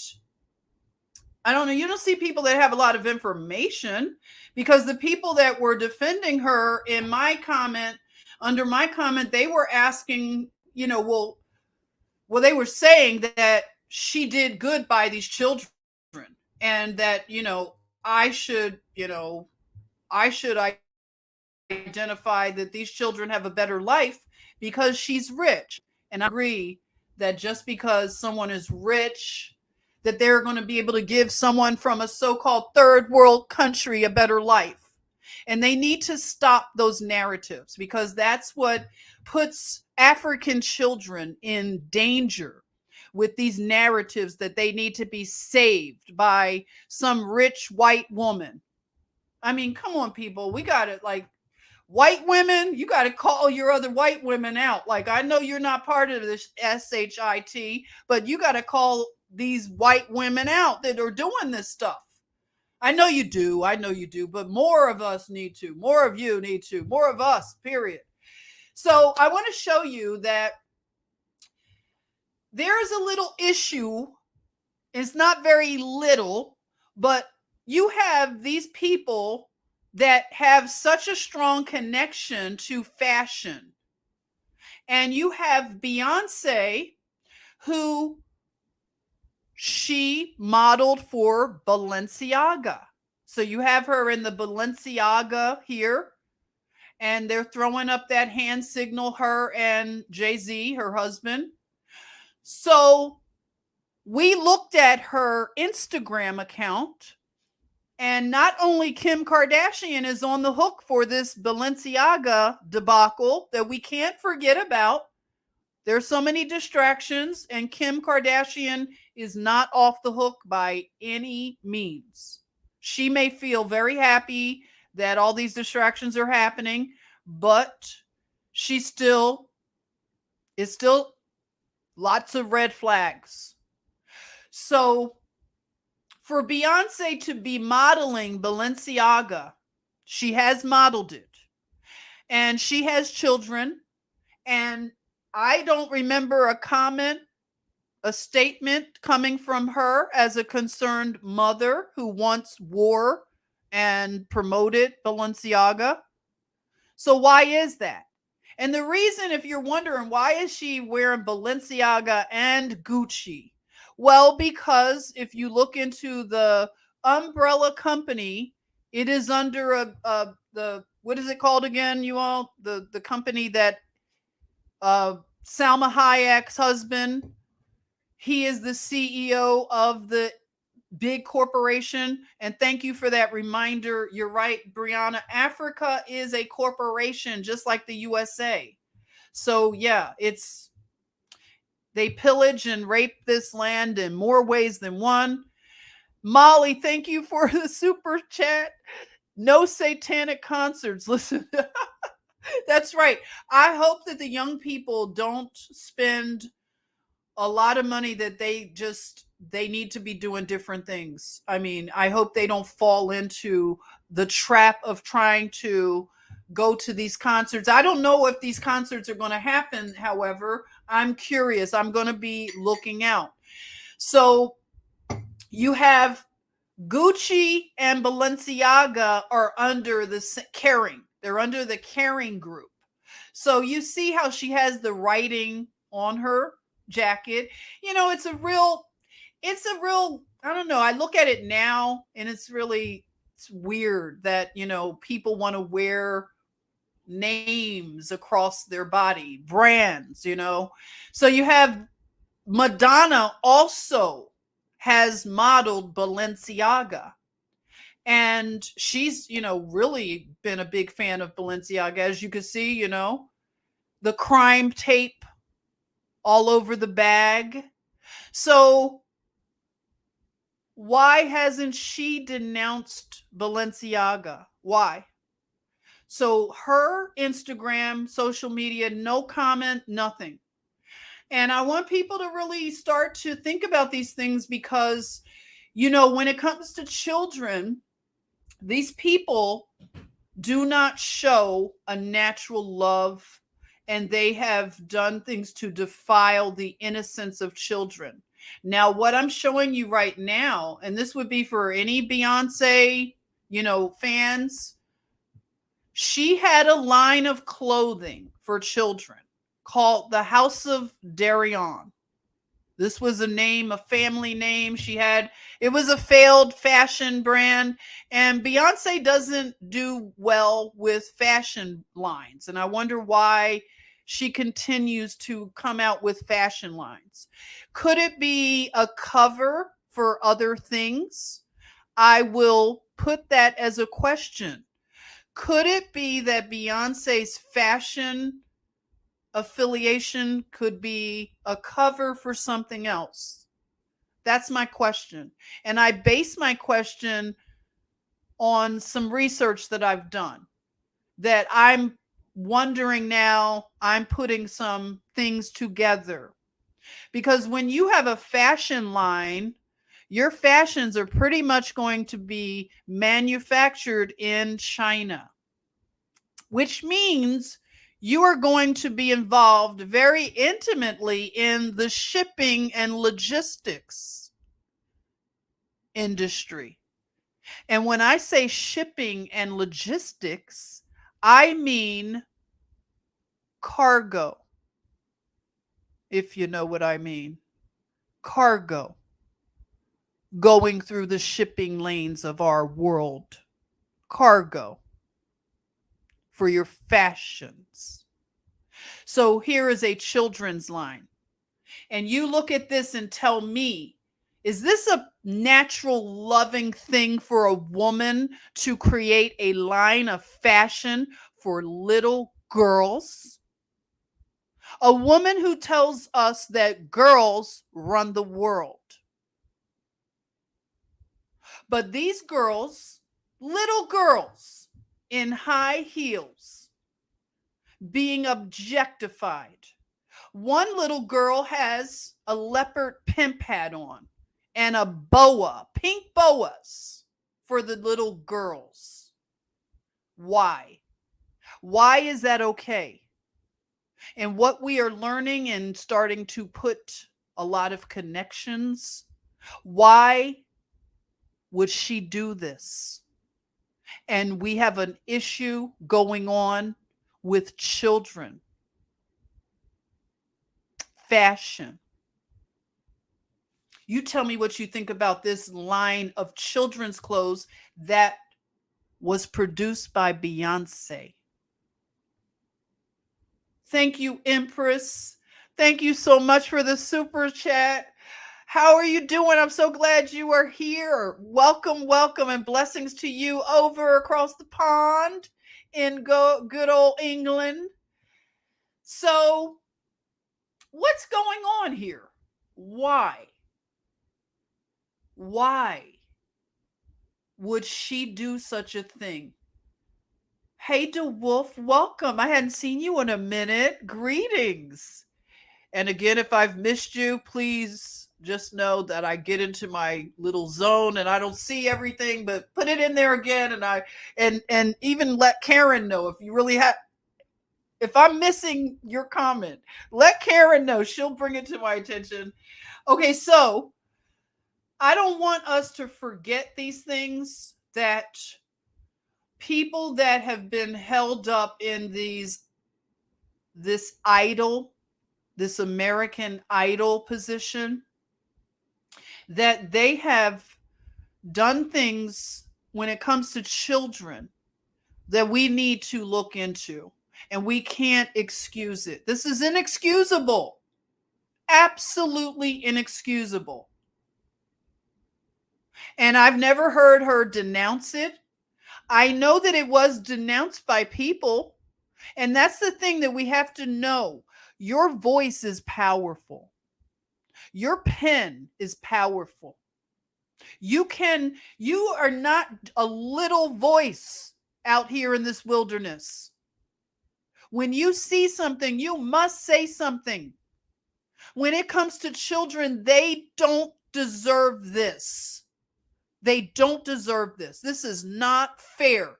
Beyonce has harmed children by objectifying and sexualizing them.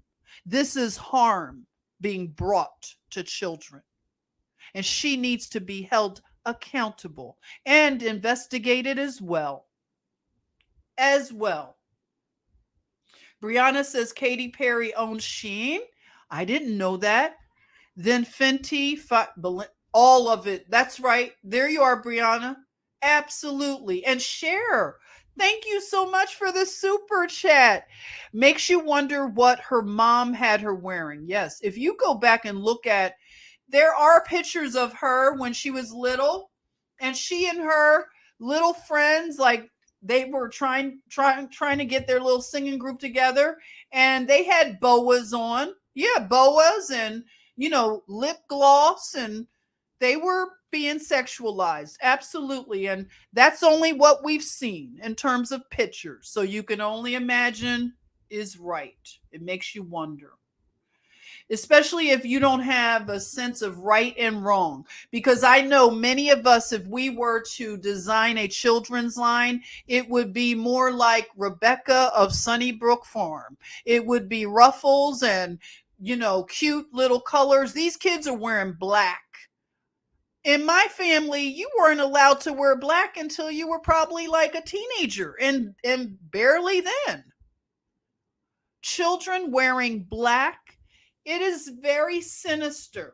Very sinister. And I don't know anybody, even her biggest fans, that can bring a good, just an excuse for this. You can't do it.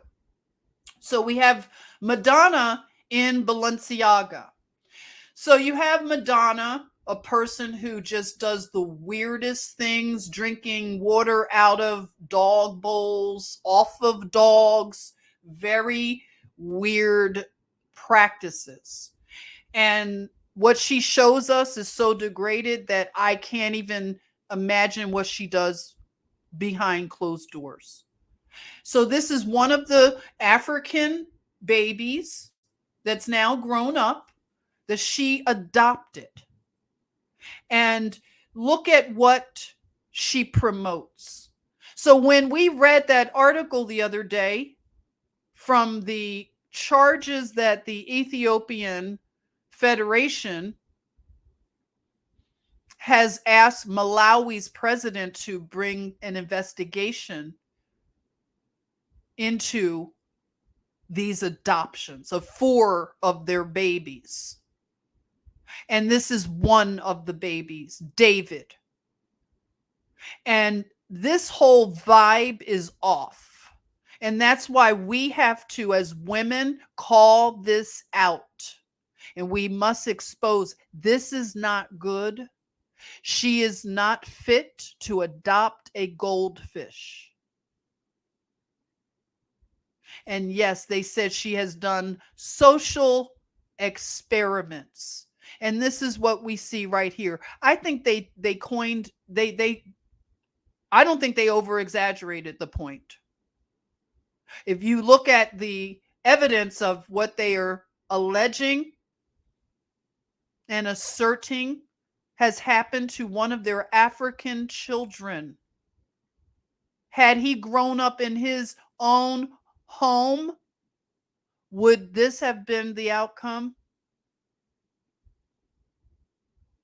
What is going to be his mental state now?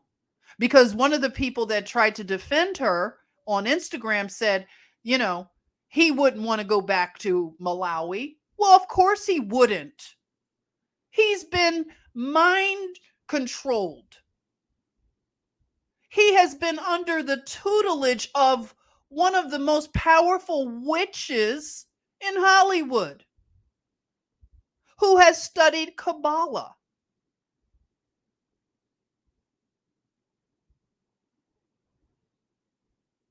This is a crime. This is a crime. This is law. This is lawlessness that is off the charts. This cannot continue. We as Americans should hold other Americans accountable for these adoptions that they're doing. They are no great white hope for Africa. And I told someone at work, she didn't like it.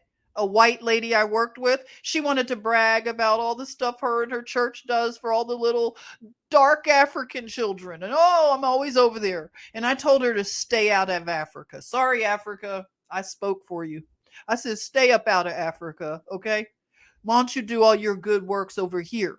Why don't you go on the east side of this town where you have a damn food desert? Why don't you go do some good work over there and take some poverty porn pictures over there? They don't need you in Africa. All right? No more poverty porn. Can we stop all that poverty porn and keep your ass up out of Africa? And go do all that good work here? So this has to stop. And I want my white sisterin and brethren to start calling your white people out on this. This is some bullshit. This is not going to continue to be upheld. And Madonna, we're going to watch some real, when I talk about some biblical stuff happening, because Madonna is emboldened right now. She is flexing on us. She's flexing on God right now. She's doubling down on her depravity. She doesn't care. They are trying to resurrect her career right in front of our faces. And then here we are, Kim Kardashian, you're not off the hook either. You're not off the hook, Kim Kardashian. This is another one that's going to take a mighty tumble, a mighty fall. This is Kim Kardashian and her daughter, Northwest, looking every bit like her daddy, okay? He could never have said he wasn't the daddy, okay? You didn't even have to go on Maury Povich for this. You are the daddy. Look at that. Will you look at that? What in the heck is this? Kim Kardashian has an account on TikTok, and she and North have an account together. It's really something else. If you venture over there to look at it, you will be shocked. I'll tell you. I was absolutely shocked. I went over there and perused to see what this is all about. And I'm going to tell you, some of it was cute and funny. I got to be real with you. Her children are absolutely beautiful. I mean, it's not the children. You know, we want to be very, clear that these children, it's not them. It is not them. But Northie is going to be very talented. You know, the DNA of a child that comes from, I do consider Kanye to be very talented, very creative. Some people think he's a genius. And that's up for debate, of course. But he has shown concern, and especially with the way things are very imbalanced with the custody and, you know, everything that goes on with the court system after a divorce. Men do get a bad deal. And I'll get into that another time. Like I said, I'm not dealing with the manosphere so much right now, but I can admit that the child custody laws and, the way the courts are set up, the family courts, is very corrupt, and it really destroys men. And you know this is something where we're seeing it played out, where Kanye was very verbal about his concern about his daughter being on social media, you know and my daughter is one of those parents. You don't ever see my grandson on social media. We don't do that. We don't show him, and that is our decision. And I can respect other people, but when children now have a social media presence, do you think they're going to agree with it when they get older? But there's archival information and documentation of their whole life on social media that can't be scrubbed. You can't scrub everything. So, how is this okay? This is a woman who plays around with this. She's definitely on demon time. She really is. And this is very concerning right here. And so I want to show you that before long, you're going to have North becoming the next celebrity. And what is that going to be if you have grandchildren and children right now, and she becomes an icon for the culture?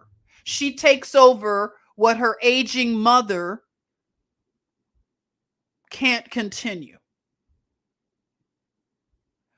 So I can't imagine what's going to happen with this next generation, because already Northie, with her talents that are, I believe, in her DNA, she has a talent for makeup. Okay. So she does makeup that looks like something from Hollywood. She can do like zombie makeup. She's really into blood and gore. So she makes herself up with all of the, she has everything in terms of resources. So she puts all the gory makeup on her face and makes it look like, somebody just snatched the skin off, and it looks very authentic. She could probably get a job right now in Hollywood.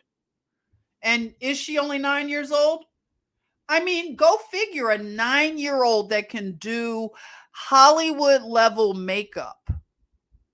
She could get a job for Stephen King working on a movie.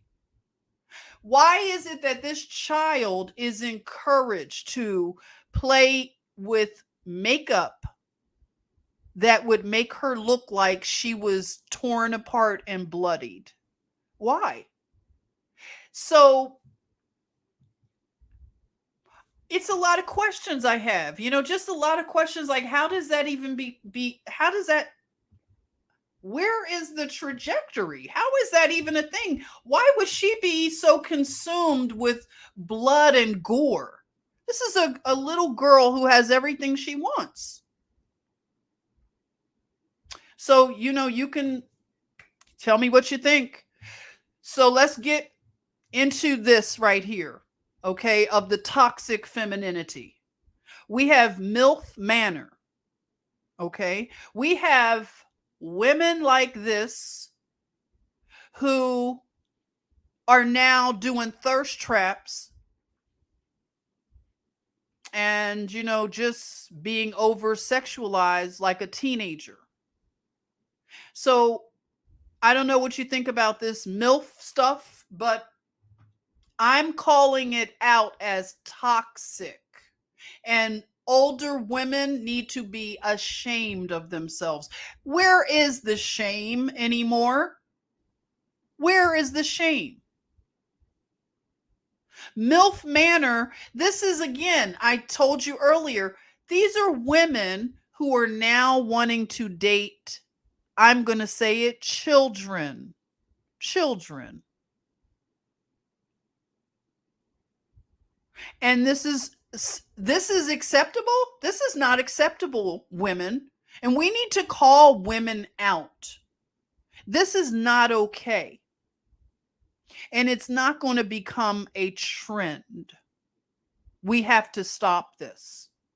No woman should feel comfortable around you telling you that she's dating a 20 something and she's in her 60s, 50s. She shouldn't feel comfortable telling you that. Again, I reference what happened between the Smiths, right? Jada Pinkett Smith, who, I mean, we wouldn't have known about it if this stuff hadn't spilled out into the public. And it is the court of public opinion. And that's why we need to speak, because the court of public opinion is powerful. They want us to not say anything so they can take more and more ground. And our children and grandchildren will now be hunted by old MILFs. Do you want your son being approached by a MILF smelling like mothballs? And you're going to bring her home? Well, I mean, how does that even work? This is not cute. Is this Elon's mom? Okay, if it's Elon's mom, oh well. She's beautiful, but all I'm saying about this is that the older woman is now fighting aging in a way that's not balanced. It's not healthy. The wellness is not in it. Yeah, Cher now. Cher has a man. Cher is in her 70s, right? And she actually stole the man that, you want to talk about 6 degrees of separation? You know, the Philadelphian Amber Rose, who Kanye, that's another one that Kanye brought to the cookout. Kanye has some answering to do. He brought Kim and Amber Rose to the cookout. So Amber Rose's young man is now Cher's toy. And it's disgusting. So MILF Manor is toxic and it shouldn't be continuing. It has to stop. So we now have this, as I said, now trending. So I know you didn't expect to have to explain to a young person what a golden shower is. Yeah. Who would have thought? I never heard that discussed in the public sphere until now, 2023. So it lets you know where we are in the degradation of our culture. So you have a woman, I told you all to make a note of the name Young Miami. So this is a name of a woman. I don't know her real name, but this is one of the girlfriends of P. Diddy. So now his name is taking on a meme of P, as in, you know, urinate P. Diddy. So this young woman goes on a show with an older woman, Trina, who's, I think, in her 40s, should be more of a moral coach, you know, to a younger woman. I heard someone even mention that. So she tells, they're doing, I don't know, truth or dare, I don't know, asking questions. And this is supposed to be some podcast that really, you know, pushing the envelope. You notice now that the way they push the envelope has become clown world. It's now so stupid. We don't need to hear about your sex life every 5 minutes. I mean, grow up and be an adult. How does that look? The younger people looking at you for these people. This is it's so deplorable. So this woman says that she likes golden showers. And she says it very coquettish and coy, like this is something you would actually say on live or just a big platform. Just say this. She was that comfortable saying that she likes to be degraded in such a way. And the first time I ever heard of this practice was in college. I went to Spelman College, and it's a black boule haven, as I've told you all, and I will continue to expose the black boule. So there was a young woman from Philadelphia. All the Philadelphia, if you were from DC, we had even little clubs like the DC Go-Go Club, the Philly Club, the LA Club. Everybody had their little club, right? So we had like our little clubs, and we knew everybody on campus who was from Philly, if you were Morehouse, Clark, or Spelman. So we all hung out and stuff like that. So there was a young woman from Spelman. She went to Spelman with me from Philly. And I thought she was a really intelligent young lady. I admired her intelligence, and she seemed to be very strong, like a strong personality. So I was really surprised and disappointed when I learned that she was a sweetheart for the Qs. If you know the fraternity called Omega Psi Phi, am I right? I haven't been really paying attention to the details in a while, but Omega Psi Phi, I think it's called the Q Dogs. If you know about the Q Dogs, the purple and gold, purple and yellow. So the Q Dogs are known as highly sexual, guys, real aggressive, rough, So this young woman was a sweetheart. This is an auxiliary group that you assist the fraternity.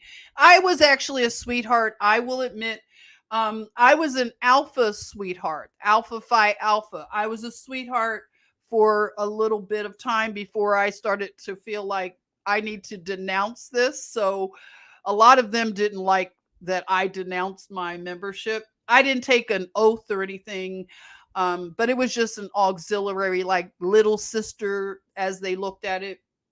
That's unless you were invited to the orgies, which I wasn't. But that's another story for another time. But this Philadelphia, young woman, fellow Philadelphian, she wanted to be she was just in love with the Omegas, the Q Dogs. She was so obsessed with them, right? And a lot of young women had, interesting. Yeah, Lakers colors. That's right. If you think of Lakers colors, you'll think of the Omega Psi Phi, or as they call them, Q Dogs, okay? So she looked at these guys because they were older. You're like a little sister, so they're cute. All the guys are cute from Morehouse. You have your little crush. So she was enamored, and she did a lot of things, a lot of their bidding. And I didn't know about this. There were some whispers going around campus that she did a lot of bidding for these young men. And I learned that some of the bidding that she did was she received the golden shower ritual. And when I was really naive, okay? I didn't know what's a golden shower? What? So you're in college now. You can definitely ask somebody to explain things to you. So I had big sisters and stuff, and my roommate, she was from California. California people are kind of faster, so she knew what a golden shower. I got my information, okay? So they explained what a golden shower was. And I'm going to tell you, When I realized that this girl, that here I am thinking she was just so on the ball, so intelligent. I thought she was a strong young woman.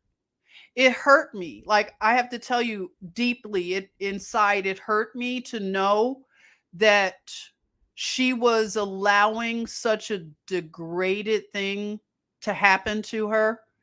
And what I learned is, like, she was like she was used in this way a lot. And it seems like I lost touch with her. Like, she just, I don't know, it was like a distance that happened, but I was always bothered to have learned that this was something that she was partaking in, because I was learning about a lot of different things, you know. One day, me and my Morehouse boyfriend, we were at like a party. It was like a party, you know, you're at a party, but it's a party within a party, if you know what I'm talking about. And me and my little Morehouse boyfriend, we were like little hippies. You can imagine. We were like crunchy granola, but we were cool with the cool kids too, somewhat. So I was sitting in this, like, whatever. We were at like a place, like, I don't know if it was a dorm. I just remember we were sitting on a sofa, and it was like a little living room area. It was a boring party, but we were just sitting there, and I was noticing guys were going in and out of this one bedroom. They were just going in and out, in and out, in and out. Different guys. Just all different guys going in, maybe 15 minutes or so, 10 minutes coming out, another guy coming in. And I asked my little boyfriend, like, what's going on? And he was naive too. He was looking at me like, I don't know. What is going on? We were like, what's going on here? And we left. You know, we left. It was like very, the feeling was very uncomfortable.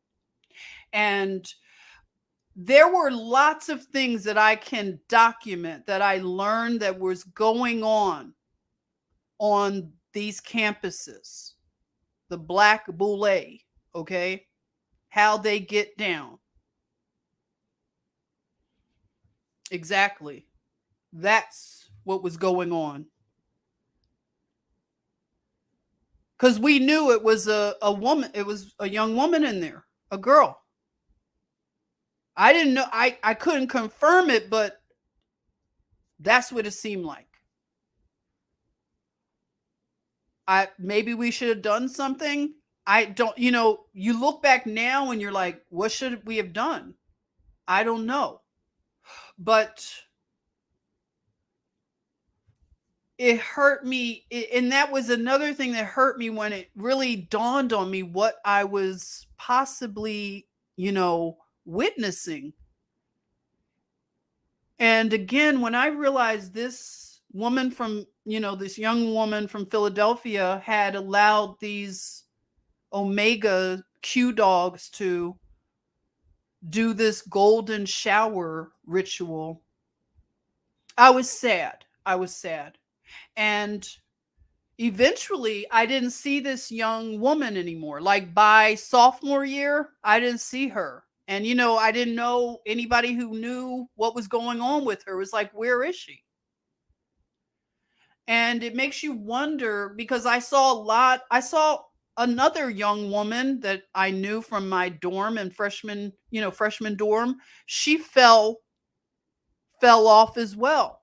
She was one of these, you know, strong-willed young women, and whenever we went to parties, we used to stick together. We would say, nobody leaves, nobody, we came together, and we're going to leave together. And we all would, you know, coordinate a ride. And she decided one time, we went to a college party, she wanted to go off with some guys that she met. And we were like, you know, trying to ask her not to do that. Like, come back to the dorm with us when we leave. And she's like, no, I left my mother in Ohio, she told us. So she didn't want us to be her mother. And, you know, we couldn't force it. And she went partying with these guys, and something happened. I don't think she ever explained what happened, but something happened to her that night. Like they set her up, and she left. She left college. She never came back. She went home and never came back. I don't even know to this day how she's doing. But she was a very, when I say intelligent, when it came to books, she was very intelligent. She was from a very good neighborhood in Ohio. She was from one of these very exclusive black boule neighborhoods, in Ohio, you probably know what I'm talking, these really exclusive little enclaves. And she was from one of those areas. She wanted to be a lawyer, and she would have been amazing. I don't know. I hope she got herself on track, but I had a strong suspicion that something really bad rocked her entire world, and she couldn't even complete college because of it. And when I hear this young Miami trying to normalize golden showers, we have to say no, enough. We have to draw a line, because right now, everyone, this is trending. You may have to have an uncomfortable conversation that you were not prepared to have to talk to a child about, because these people affect culture. They create the culture of America, whether you like it or not.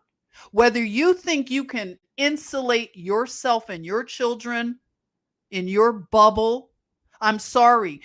We don't have that privilege anymore to stay in a little silent bubble when golden showers are trending this Sunday. And I wonder how many pulpits spoke about this and had solutions and guidance. But I'll tell you this, we cannot turn our head away, as uncomfortable as it is. And we must tell young girls and young women like young Miami that you should not be enjoying golden showers. You should be actually ashamed to say that. That should never come out of your mouth. But because it did, you need to feel the full wrath of women. Because this is not the modern womanhood that we want. And I'm sure that the majority of women don't want golden showers to be trending and to be normalized. It's degrading. It's a degradation of a woman. And that's what's happening at a rapid pace. The attack on the natural woman. So we must put a standard up for young women and girls that young Miami should be rebuked. She should be ashamed. And she should actually apologize for even putting that out into the atmosphere. But I'm sure she won't. But they are going to progress with this, everyone. The fact that you may not want to hear about it, you may not be interested, won't stop the progression. So how are we going to combat this culture? Because in Dubai, anybody that goes to Dubai, see, these behaviors that young Miami is saying she enjoys, these are the things that are going on in Dubai. When somebody goes to Dubai, if you know a young woman who is going to Dubai for work, you might want to intervene in some way. Intercession, prayer, whatever. They are going to be degraded. Degraded. I don't know what it is about their culture that has this embedded so much. My guess is that it's decadence of having so much material wealth.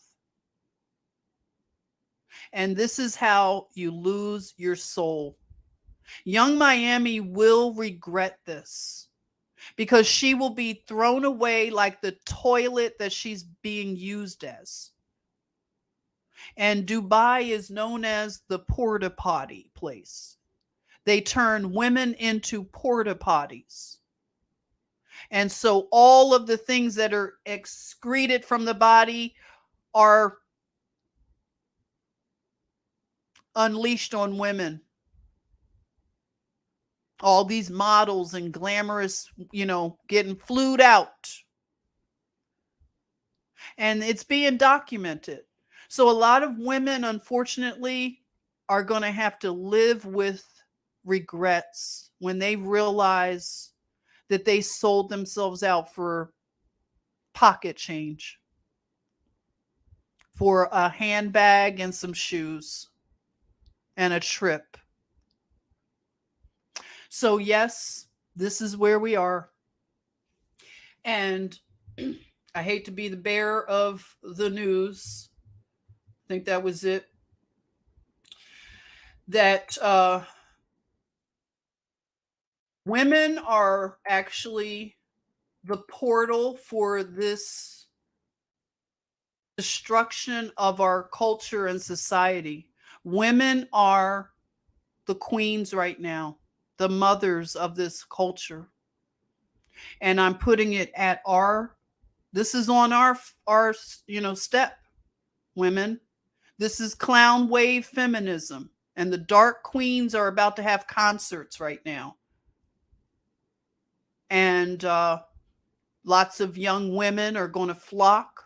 Men are not into this stuff, to be honest. Just gay men, to be honest. Gay men like Beyoncé and Madonna. But not other, like heterosexual men aren't too much into these artists.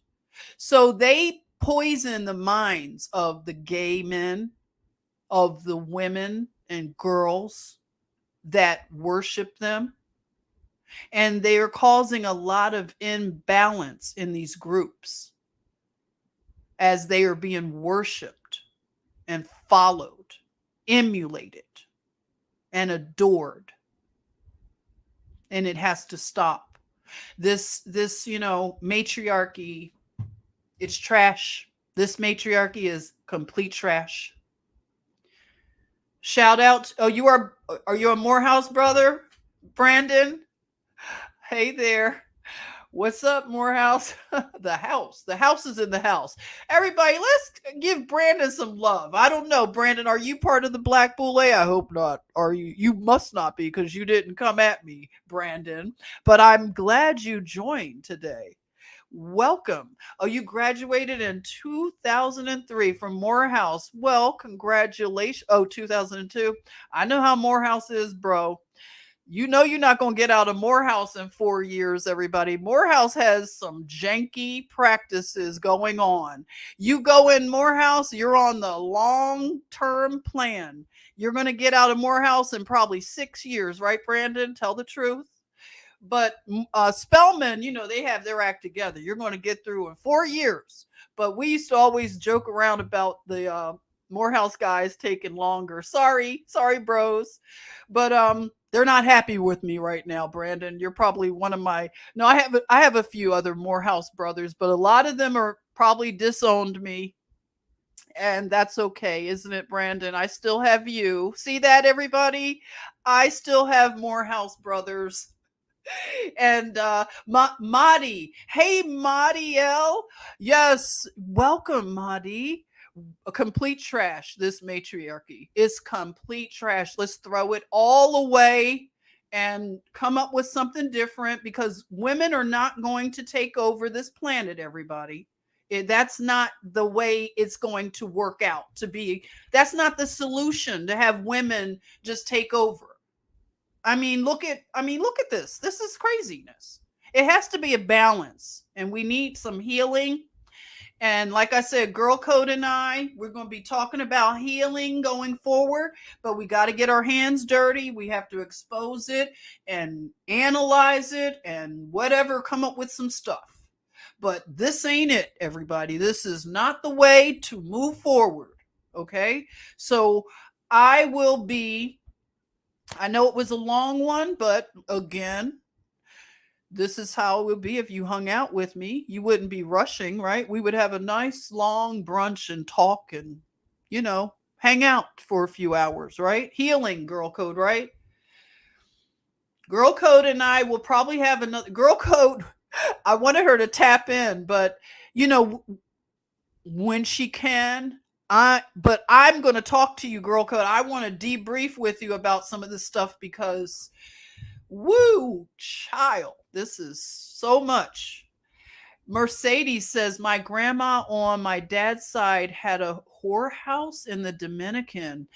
Yeah, raised her kids in the, oh, wow.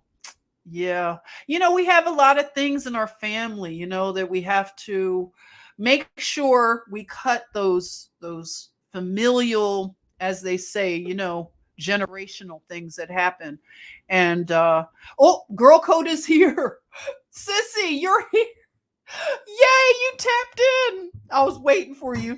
What's up? Can you hear? I can't hear. Hey Sissy, what's up? I was just waiting for the right moment. So I hi Jen. Hey, wait, I can't hear you. Can you all hear Girl Code? Let me know. You can't hear me? No, it's kind of like I can't hear, but maybe everyone else can. You know how these live streams are. Well, you know what? My phone has been acting really silly. So it could very well be. I don't know. My phone is acting silly. Can you hear me a little better? Can you all hear? Sean saying in and out. Denise says no. Hey, Denise Whitman. Faint. Yeah, Flower Girl. That's how it's kind of faint going in and out. Okay. I'm gonna go ahead and go out and try to come back in. Okay. All right. Let's see if that. Okay, we'll see if that works. Okay, let's. Ooh, this will be great. So yeah, we're gonna have more conversations. I know because, as I said, this is increasing right now. They're amping it up in a way that if we don't at least vocalize that this is not acceptable, I mean, I can't imagine what next year might look like. Year to year, the march, the crossing of lines is just increasing. It's unreal.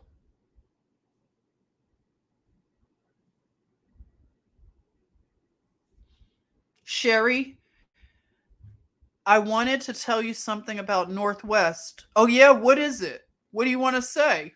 Can you say it in the chat or hit me up on, and that goes for everybody.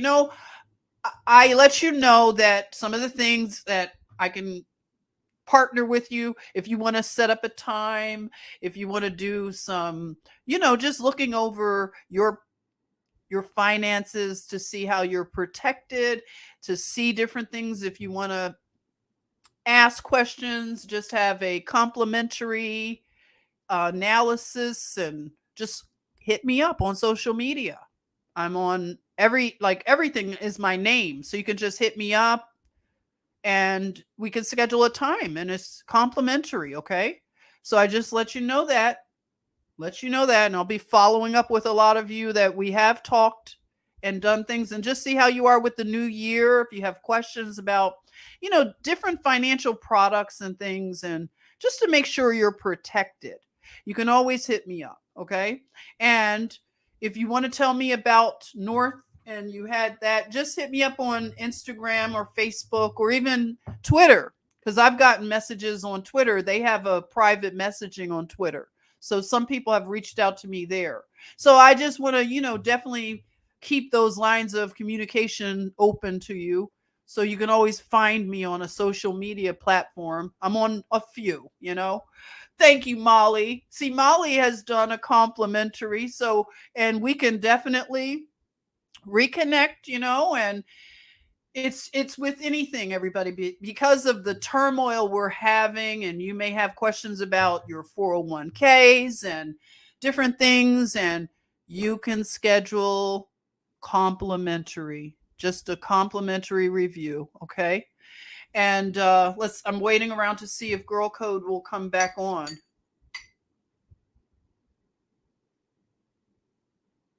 Sunny day. I am back on Telegram. I have to get in the practice of it because I can't get in my old Telegram. But yeah, I'm back on. I just need to reactivate myself in Telegram. But I'll keep you posted. Sissy, are you back? Can you hear me? I can hear you. I pray that I'm back. Can you hear me? I can. Shawnee wants me to. You told your daughter about the big spoon. I will absolutely show Shawnee the big spoon. You want to see? Yes, it's big spoon time. Sometimes tell your daughter sometimes it's time for a big scoop of truth, right? So there you are. We got the little spoon. Little spoons become big spoons. Okay, Sissy, you there? Let's hear. Let's test out your volume. Okay, so testing. 1, 2, 3. Can you hear me? It's still garbly for me. Are you all hearing her good? Well, rather? You're welcome anytime for you, Shawnee. So say something again. Let me hear. Okay, so Sissy, you remember I was telling you that my speaker has been acting crazy the last week or so. So I don't know. I figured that God would work those abilities to let me come through, but I kind of figured that I would have trouble. I don't know. Can you hear me well? Can you all hear me? I think it's better now, right, everyone? You're hearing her better? Okay. All right. It's Okay. a little. I mean, I swear, I got the phone like in my throat, like in my mouth to be able to speak. The whole bottom of my phone is literally in my mouth.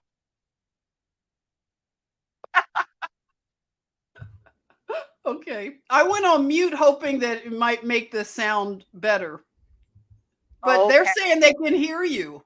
So Oh, go very good. Well, this so was go ahead and let me know what you think about everything. While you're doing that, I'm gonna do my hair, if you don't mind. you're so cute. I mean, this was a really uh, live stream. Time has been flying in ways that I really can't put my finger on, but the 2 hours went by really quick. It really seemed as if it was more like 30 or 40 minutes. It was really informative. And you hit the nail right on the head. And I had made a mention in the chat, and I know that some of our family members were privy to this live stream that Karen, and I did. We had did a deep dive when the Obama birthday party had come around. So Obama had a birthday party, and this was the beginning of our suspicions. And we were just like, something is really off about this birthday party. I mean, they made no mention about, the chefs, and just the whole setup was just really off. And I wanted to just talk really quick about a comment that Britney Spears had made recently. There was some sort of photo op put together that Britney Spears had attended the birthday party of Paris Hilton a couple of weeks ago. And Britney Spears had come out with a tweet or some sort of a, comment. I'm not sure if it was a tweet or just like a statement of sorts. But she said, well, I haven't been to a birthday party in over 12 years. I do not understand how it is that my image is being displayed that I was at a Paris Hilton birthday party when that never happened. So that was the first little clue that we had someone from inside actually being used, if you will, their likeness, their image, whatever it is, their voice, their character, in ways that the deep state, saw fit. And Britney Spears was very forthcoming that she had not attended this birthday party that they said that she was, in attendance to. And so, I think of that when I look at the Madonna concert or, upcoming concert and the Beyonce concert. I can't remember what year it was. This do you remember the year exactly when Tupac first, so-called passed away? Do you remember that year? What is it? Something like 92 or 93? Wait a minute. Repeat that, please. The year of what? Say it one more time. It went out on my end. Oh, okay. Do you or any of our family members in the chat remember the year that Tupac, so-called, passed away, died? Tupac, remember Tupac and Biggie? When did Yeah, Tupac? yeah. Tupac. Okay, yes. I remember the year. Yes. I can't recall it off the top of my head, but what year was it? Oh, I don't recall exactly. I want to say it was something like the 92 or 93. But the reason why I make mention of Tupac, because if we can recall, somebody in the inside was saying that they were working. I don't know if it was some sort of stage employee or maybe, I don't know, but they started talking about this holographic show or this holographic concert that they would put on in the name of Tupac because the fans were just really disappointed that this whole East Coast West Coast thing was going on. And not to get off topic, I'll bring it right back in with what's going on with Beyonce and Madonna. And this isn't Bible. This isn't in factor. It's just what I can see and what I'm thinking of it. They had come with this holographic concert, if you will, for Tupac. And I mean, the people were amazed at, this technology. I mean, it seemed so real as, did his performance on the stage. And this was over a decade or just about, a little over a decade ago. And so can we just imagine how much further technology has come with them being able to put on shows, if you will, in the likeness of these celebrities that are really, I'll just say, unavailable to do so for themselves. Mm, I mm. mean, little holographic images, they can really do some things. What are you thinking about that, Cindy? This being a holographic show. I hadn't thought of that, Sissy. That is really interesting. You're right. Hey, Camilla, rather. I'm sorry, Camilla. But okay, now that you bring that up, Sean is even saying, "Yup, creepy hologram." Yes, I remember that holographic concert, and it was they. Some people were like clowning it because they were like, it was so cheesy looking. But again, with some time, it would be not cheesy anymore. But did they release a cheesy version just to kind of misinformation us to think that the hologram was so cheesy that you could tell, oh, they won't be able to fool you with it. It's just cheesy. It looks like somebody did it in the science project, right? But now that you're saying that, I put my tinfoil hat on to say, yes, the holographic technology is probably so amazing what they really have. So I'm glad you put that out there. That is something to consider.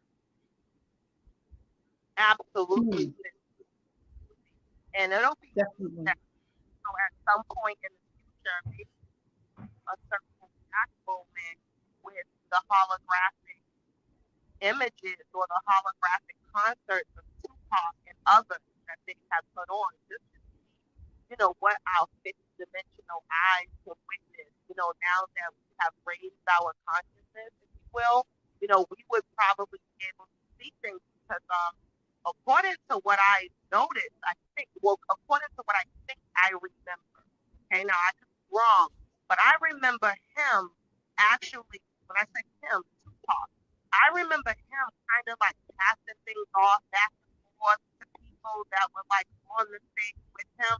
So I guess for me at that time, I didn't think it was. I was thinking to myself, wow, this was really well put together. They were able to sell the concert, So I don't know. I like to think that this is a white hat performance, and they're getting our Nasara money together through the likeness of so-called celebrities, because I really doubt that they're actually around anymore. It just doesn't seem to be the case. With so much CGI, everything running digital, I know that they wouldn't be able to pull this trick off, in the analog way of doing things. And so, remember they were sending forms to everyone's house. You got to get away from analog. You got to go digital. I mean, even if you didn't have a cable, if you weren't into Wi-Fi, you just could not have an analog-driven television set anymore. And that's because, the devices Hmm. of safety are all technically driven. And so that they knew that this day would come where they still had You, to. you know, can, is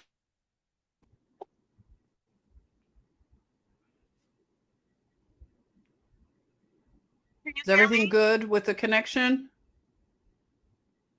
Did I go out? Did I go out? Can you hear me? Let me know if everything's good. Are you still there, Sissy? Yes, actually better right now. Oh, okay. Okay. I'm so sorry. This phone. You were better actually coming in.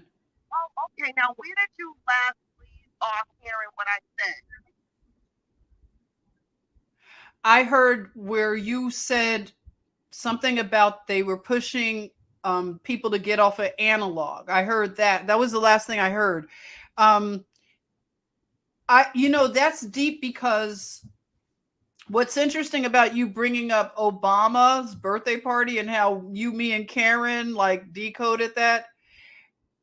Obama's administration was when I remember they were pushing people to get rid of their old televisions. Remember? It was such a push, like you have to get rid of it, like you said. But it was like I remember it happened when Obama came into office, and I was very concerned. I was talking to my cousins about like why are they pushing, especially older people, to get rid of these televisions that were working fine.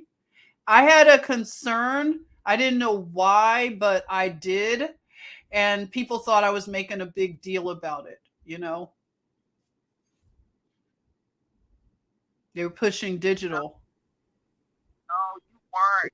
Those of us who gave the rock eyebrow, if you will, we knew that there was something, a little off about that. I wouldn't even Yep, say it was definitely.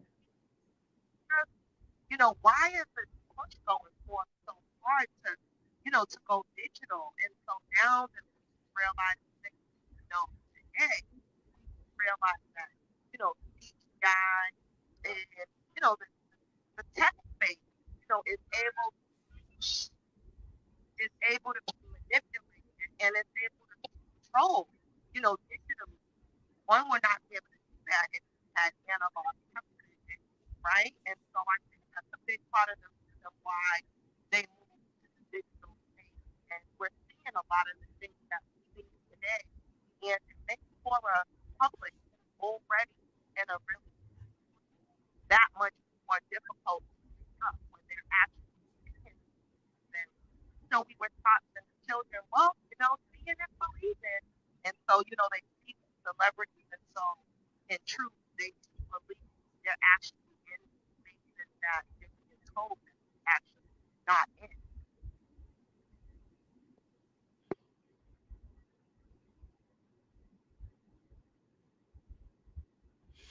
You know what?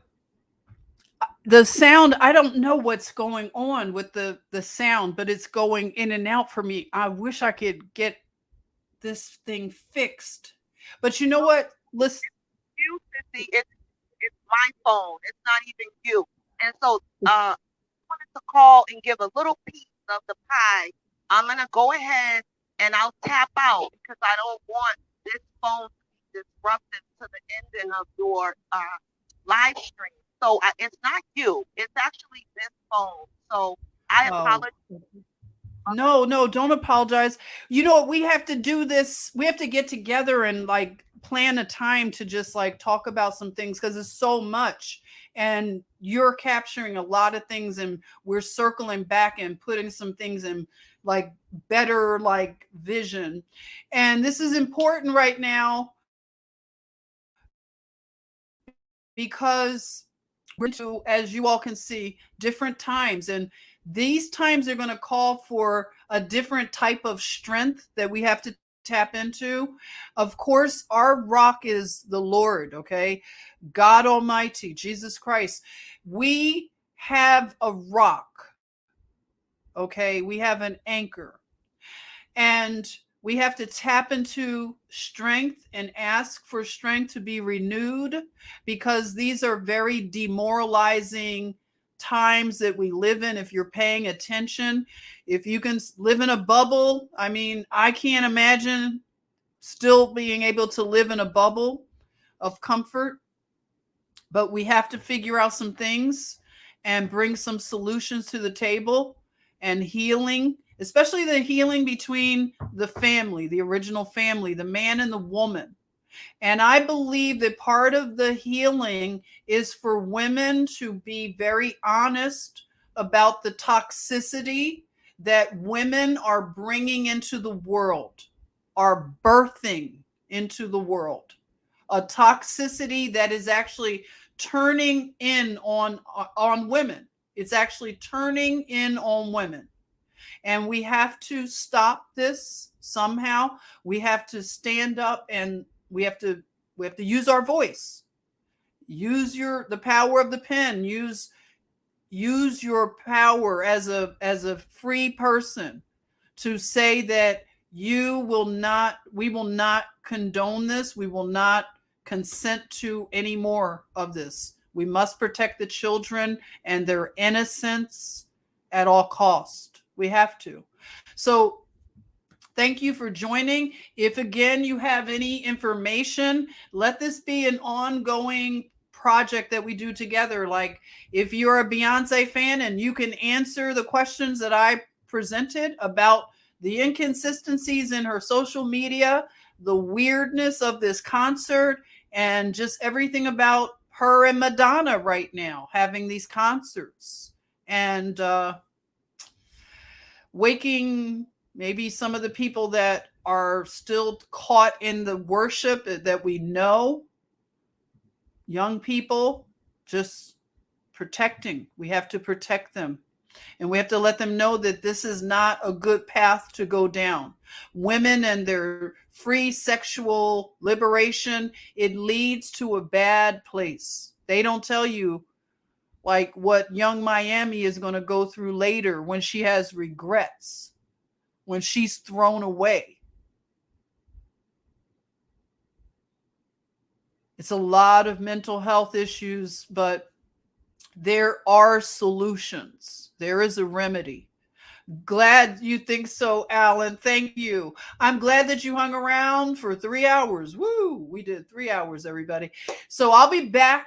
We'll talk about some more things. Maybe we get everything worked out. I really want to hear what Girl Code has to say about this. Maybe we'll do a special pickup from here of just context and things that we can consider. So again, have a good one, and I'll be talking to you real soon. And hey, Tiffany Vinci, Celine, yes, Tiffany, yes, indeed. We talked about her clothing line, very disturbing.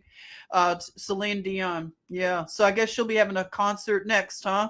But yeah, it's a lot of stuff going on.